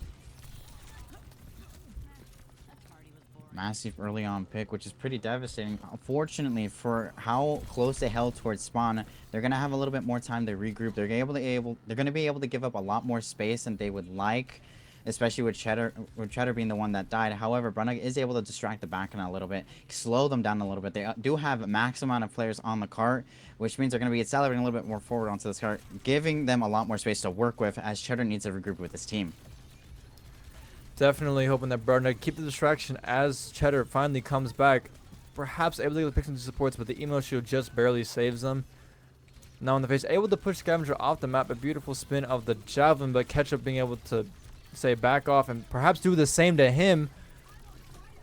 Crazy plays now swapping over the Mount Fuji. Whew. And the insane damage coming from Mercy, however. This might end in a sacrifice, but it doesn't. An incredibly active showing from Yukari POI. It looks like Greasy Piggies is going to be able to get the point, but Valentine coming in clutch isn't enough because they're able to inch in just that little bit closer. 0.38 meters left on the payload, and it gets it with 5 minutes on the clock. Yes, we're seeing a lot of these 5-minute bank times. It's kind of crazy, honestly. That's just so much time, and luckily one team was able to make it up. Oh, we see Shroom Soup just barely saving their life, but Bunny getting a pick on Brown Nugget. Brown Nugget falling down there means that Season Black do need a little bit more time to regroup. However, just capabilities of Zama being able to come back as fast as they are, and on top of that, having EMP in this current moment in time. Wow, what a stun from Cheddar going on to Bunny, stopping that dragon from coming out. Yeah, definitely massive. We see the EMP coming out from Brown Nugget. Scavenger taking him out right after, though, and Terror Surge coming from Cheddar, getting a pick on Yukari. And blows being exchanged back and forth. We see Cheddar helping with the cleanup. And it goes to see something black for this interaction. Season Black absolutely exploding back. Like I mentioned before, Brown Nugget being able to come back so fast is almost a non-issue if he dies so early on to the fight. It means that that Season Black just has to give up a little bit more space than they would appreciate.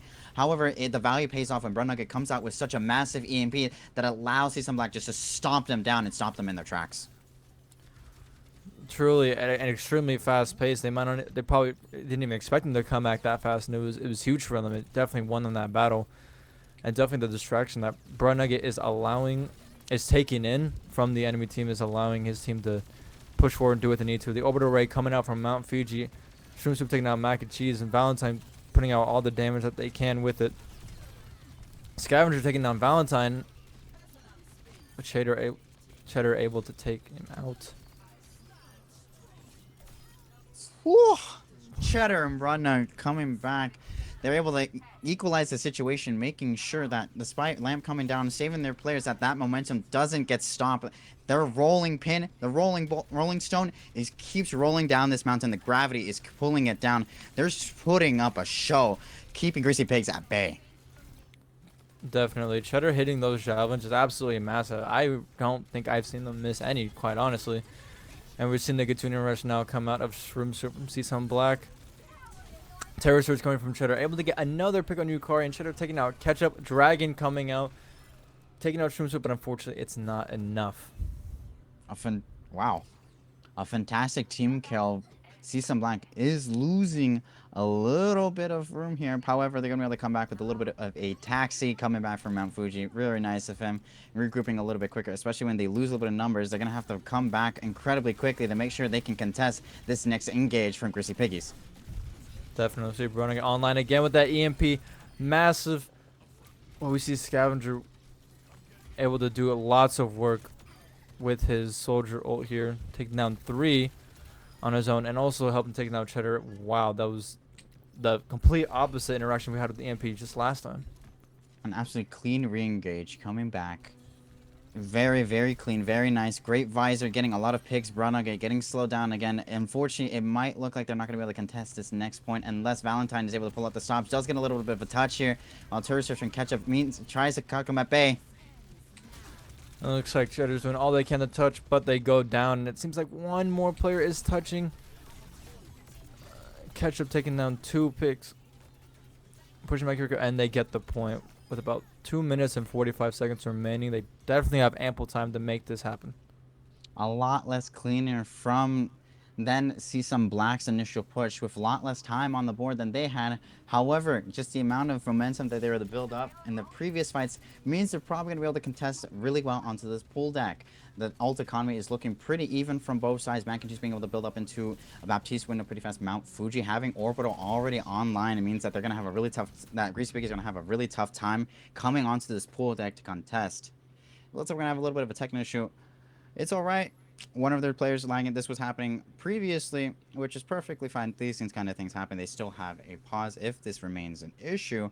But I'm gonna go back to how this contest onto this pool ground is gonna go out because we saw this same issue come up from Season Black where they had a really tough time going onto this simple like this one single staircase as it's like as so much power is raining down on them. Bunny did switch over to the Sombra, which is something I didn't expect to see. Scavenger remaining onto the Soldier 76. Soldier 76 is going to be able to plow down so much damage onto this staircase. Just to help him re-engage in this fight because engaging onto this high ground from the pool deck has proven to be incredibly difficult for all teams that have played onto this map, especially Season Black.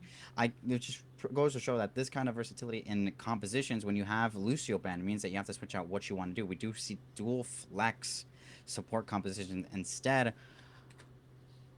of instead of the Lucio having the main, which means Mac and Cheese and Mount Fuji are gonna have to switch up the heroes that they want to play, but it lets them have a little bit more room to learn, especially on this difficult side.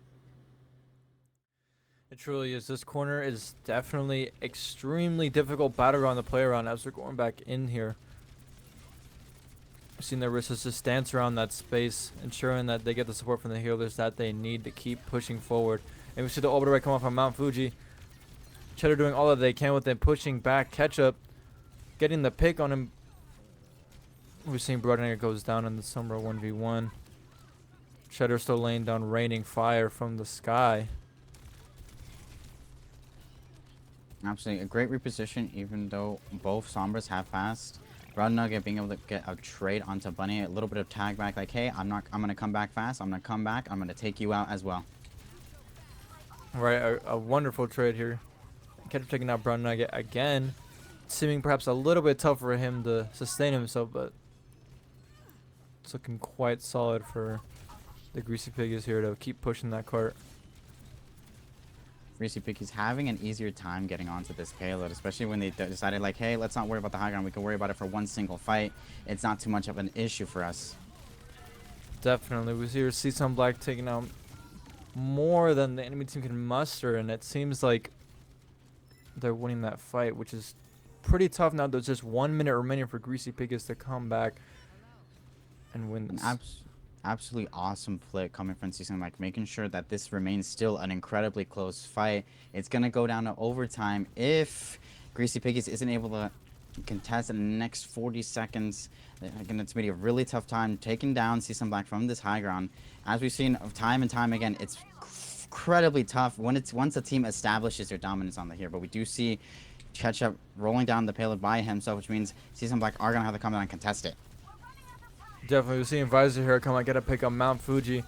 Terror Surge go down, but it's unable to get a pick. We're seeing both EMPs still active. Brown Nugget activating his, allowing Cheddar to get another pick here. Valentine cleaning up with the overclock. And seeming like Scavenger's able to hold it down, taking down Cheddar.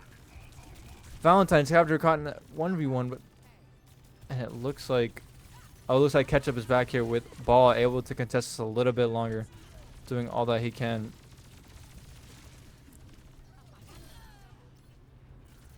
Great overtime push coming down from Greasy Piggies. Ketchup getting a little bit of a touch with the ball isn't enough. Mac and Cheese going down following.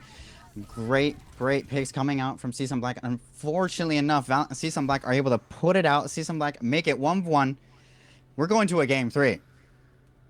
Wow, that was both of the ends of the halves were honestly extremely intense. That final touch was looking like it could have been it for Greasy Piggies. Absolutely. I'm incredibly enjoying this Sombra gameplay. Now that Cheddar's able to match up with the timings onto Terror Surges with EMPs, it's allowing him to have so much consistency in terms of damage, in terms of target calling. Like I've been emphasizing so much this for the past 2 days, but communication between having a firm hero, one trick player, it's just necessary when you want to run these kinds of compositions. Bringing on Valentine over Yells means that Valentine can take over more so of the hit scan role, play more Sojourn, play Freya instead of Sojourn if that gets banned. Broadnegger being able to remain onto his more of his favorite hero, stick with the Sombra, allows the team to maybe perhaps think how they want to play the next oncoming maps, which should be Flashpoint. Flashpoint is going to be an interesting map because on the last match these two played together, it went on the side of Greasy Piggies and it went out a little bit on anticlimactically. However, even without a pause on the last objective, Greasy Piggies would have caught it out. So it's up to Seasome Black and it's up to Greasy Piggies to select their blanks, to select their bands very cautiously to make sure that Ketchup isn't able to capitalize off a better hazard composition because Valentine or Brunagate are gonna have to select. Okay, do we want to run a Cassidy uh, over a Sojourn? Make sure we can keep Ketchup's hazard away because we saw yesterday that Ketchup's hazard was able to outbest Cheddar's purely because of the composition bans. We did see Ealtz go in for Valentine yesterday for that specific matchup, and they banned Genji, which means Ealtz was forced to play a different hero that didn't necessarily help in the matchup. So we're gonna wait for those bans, and during the meantime, I want to talk about how that last match went. It's just purely how difficult it is to get onto that pool deck, take that top lane, make sure you have all your players behind you, make sure no one is too low to engage, make sure that everyone is okay. It's so difficult, sleeping. Honestly, yeah, and it was really interesting to see the different supports that match. Seeing the Nano Terror Surge was very interesting. We hadn't seen anything like that today so far in these matches, and seeing how effective that was quite quite interesting because it was able to get some picks. However, Cheddar still being able to get his own without it, and being able to combine that with the EMP was always so effective. And it seemed like something both teams wanted to take advantage of whenever they could, especially. But it was a little tough as each of the Sombras were definitely having their 1v1s here and there, as we saw definitely during that final point in the second half. It was quite effective in determining who was able to push the cart and who was able to move their team ahead against the other in the high ground as well. So, Uh, yeah, well said, man. I couldn't have said it better myself. I am appreciating those Sombra 1v1s when it comes to Brunagate versus Bunny, but I think Brunagate's expertise on the Sombra is just outclassing Bunny's, especially when Brunagate understands, hey, if I die, it'll be okay. I can come back incredibly fast. I've been saying this over and over again.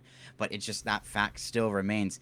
Brunagate's able to come back fast, being able to regroup fast, being able to pester the backline immediately when he comes back, get value off his utility, despite him dying and feeding a little bit of ult charge into the enemy team is just so viable. And I think Season Black is perfectly in tune and understanding on how Brilliant likes to play in that kind of situation. They understand, hey, we can come back, hey, we continue fighting this front line. It's going to be a 4v5, but we understand as a team that it's going to be okay. Bronica's going to be able to come back. We're going to have a 5v5. It's going to be okay. Valentine's going to be able to get a lot of damage and coming out from hero he decides to play. We've seen him play Sojourn. We've seen him play Freya. We've seen, instead of Valentine, we've seen Yaltz play Freya instead. It's been incredibly versatile hero pool going around your one-trick ponies.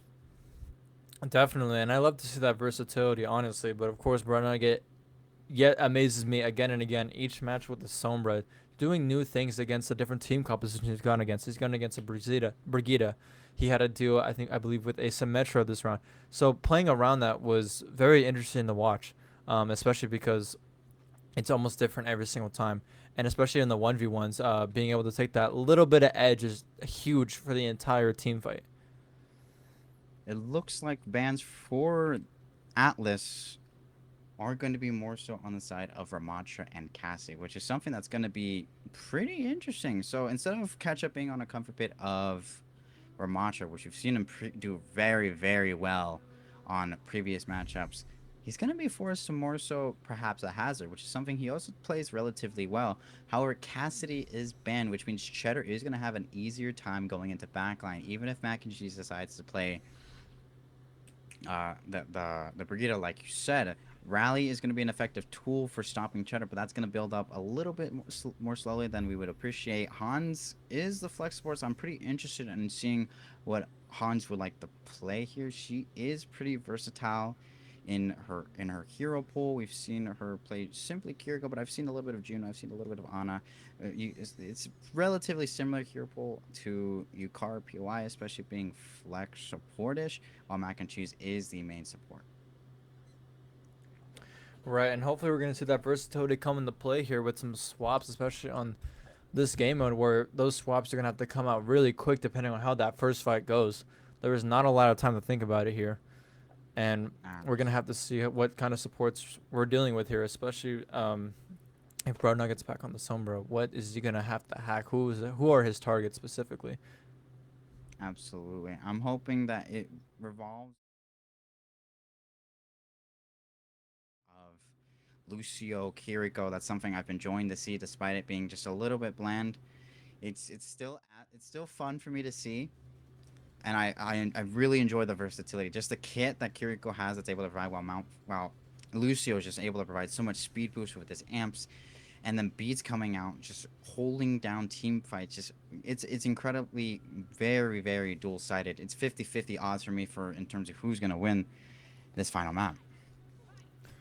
Truly, and it's exciting to see here. It looks like we're gonna see some brawl between these tanks for sure.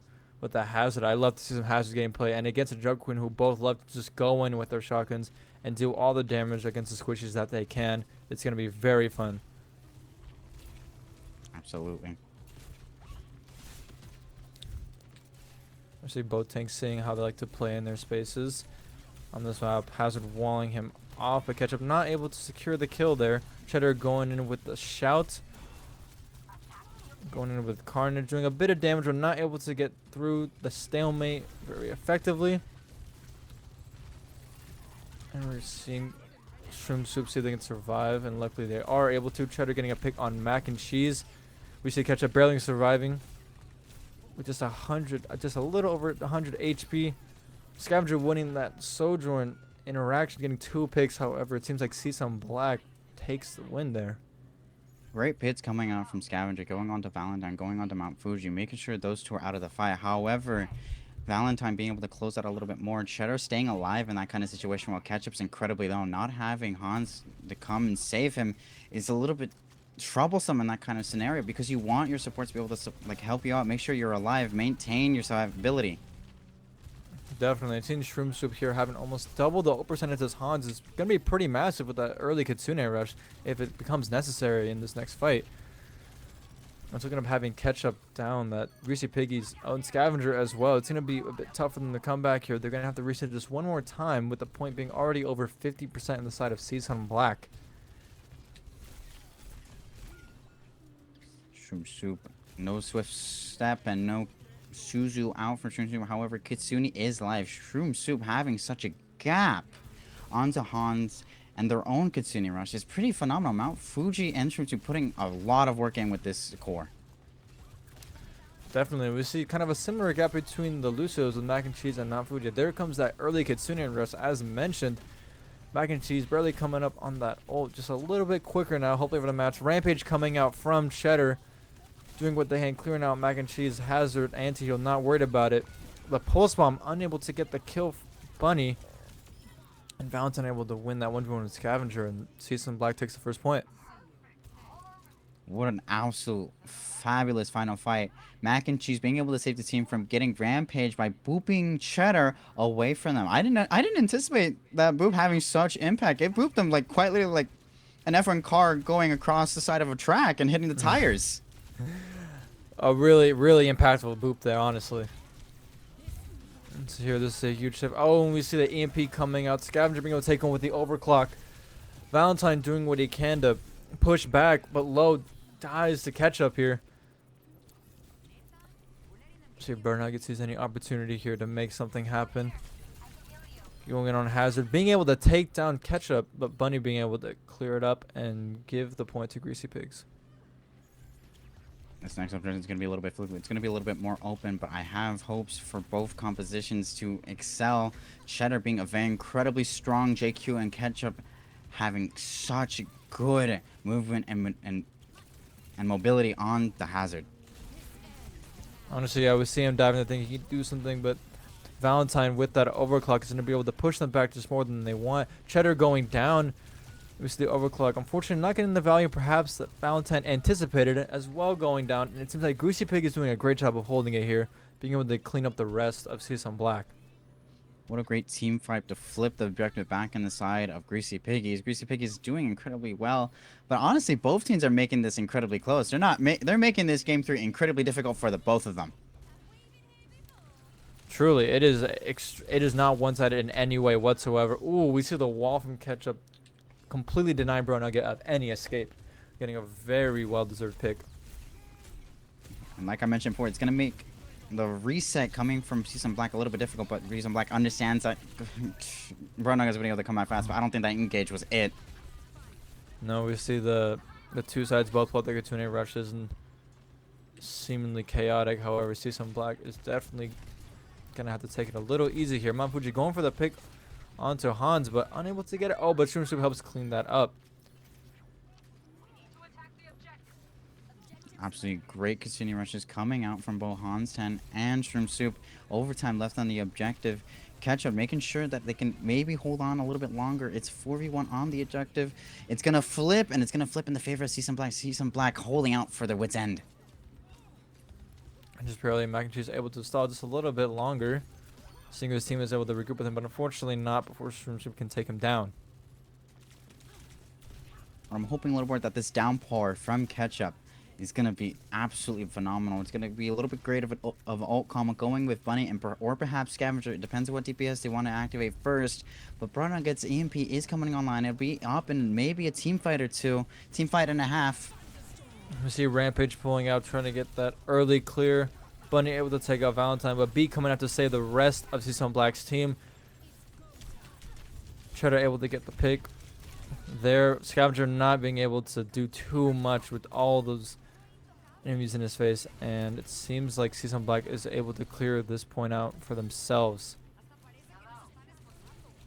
Absolutely crazy flip coming back from Season Black. Season Black holding on to their wits end. And the first objective was a little bit flippy. It went 20-20. Then Greasy Pickers came back to get 60, but it flipped all the way back to Season Black going to 100. They're making it 0-2. They're making this difficult for Greasy Pickers. An absolute opposite that we saw from yesterday.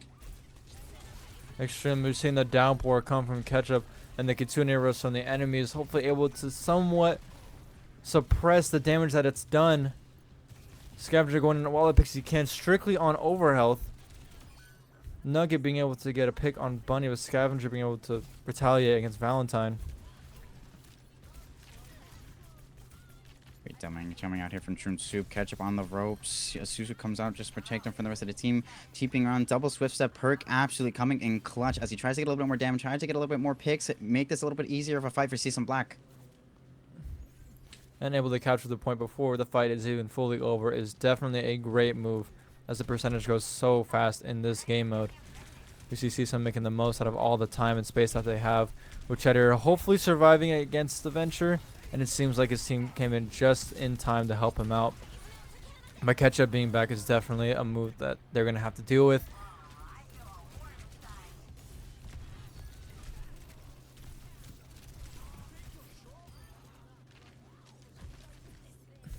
Actually, great team fight. Mac and Cheese off on the point. Hack. Nothing much to do. It's going to lead in the favor of Season Black. Greasy Pickers need to contest if they want to at least have a chance of reverse sweep, go 3-2 on this last objective. But this engage early goes down with a Rampage, starting it off. Looking incredibly difficult for Greasy Pickers to come back. Yes, which is just about 25% left. There's very little time for Greasy Pickers to come back and do something to turn this game around. Absolute opposite is occurring from yesterday. Ketchup having a difficult time. He needs to go touch. They need to go up to the objective, but he's being held back to wherever he is, and it looks like, whoa, we're getting a little bit of a flip from whoever is on the objective. Bunny holding it down for the rest of the team, making sure there's a little bit of overtime left for the team to go and survive. This is going to be enough. It's looking like he's doing all he can to survive and touch the site, but it's not enough, unfortunately, and the game goes to Season Black. Wow, what an excellent series coming out. Season Black getting their revenge, getting their get back, 2-1 fashion. Oh, absolutely phenomenal. Wow, the back and forth coming between these teams is absolutely insane. Seeing the great Suzus, the swift step that were just perfectly timed to save themselves, and all the survivability that Season Black was giving their team just really enabled them to take that victory home, and it was honestly a spectacle to see. Absolutely, what a wonderful losers final. The winner of this specific matchup is going to go to the grand final tomorrow against Snaketopia. Snaketopia has been the reigning champions this entire tournament. As I mentioned before, going 8-0, not dropping a single map against any of their opponents, making this tournament incredibly difficult for whoever reaches up to them. But Season Black, If they've ended up getting Greasy Piggies out, Greasy Piggies aren't gonna get the rematch against Sigtopia. They're gonna have a really rough matchup ahead of them. But I do want to remind you guys, if you aren't into the Summer Splash Discord server, that you should enter in so you get more information about tomorrow's grand final because it's going to be a show for sure, dude. It's going to be absolutely awesome, Sleeping. It truly is. I cannot wait to see Bro Nugget pop off yet again on the Sombra. And the great, I love seeing the supports do everything they can to keep their oppressive brawler tanks alive, whether it's Orisa or JQ, Hazard, Ramatra. It's amazing seeing them go in, do all the things that they can using every ability in their arsenal to push back, get the staggers, get all the percentage, and to see how the enemy team is going to retaliate and take that back. And it's interesting. We've seen now overtime moments have saved games, and I cannot wait to see if that's going to happen again. And I truly hope it does because the anticipation is absolutely crazy. It's gonna be awesome, and I'm super excited for it, man. But if you aren't in the Summer Splash Discord server, make sure to go !Summer 2025 into the Twitch chat below, so you can get a link from Nightbot, so you can join into our server. There's gonna be plenty of giveaways. There's a lot of casual wins happening around right now. So if you're into Repo, if you're into Dead by Daylight, there's gonna be a lot for you to enjoy. Just make sure you enter in and just have some fun. But with that, that was the last match of the day. Great job to see some black. Great job to see some to greasy piggies. I hope to see some black do incredibly well against Snaketopia, reigning champions of the tournament. But with that, have a great day.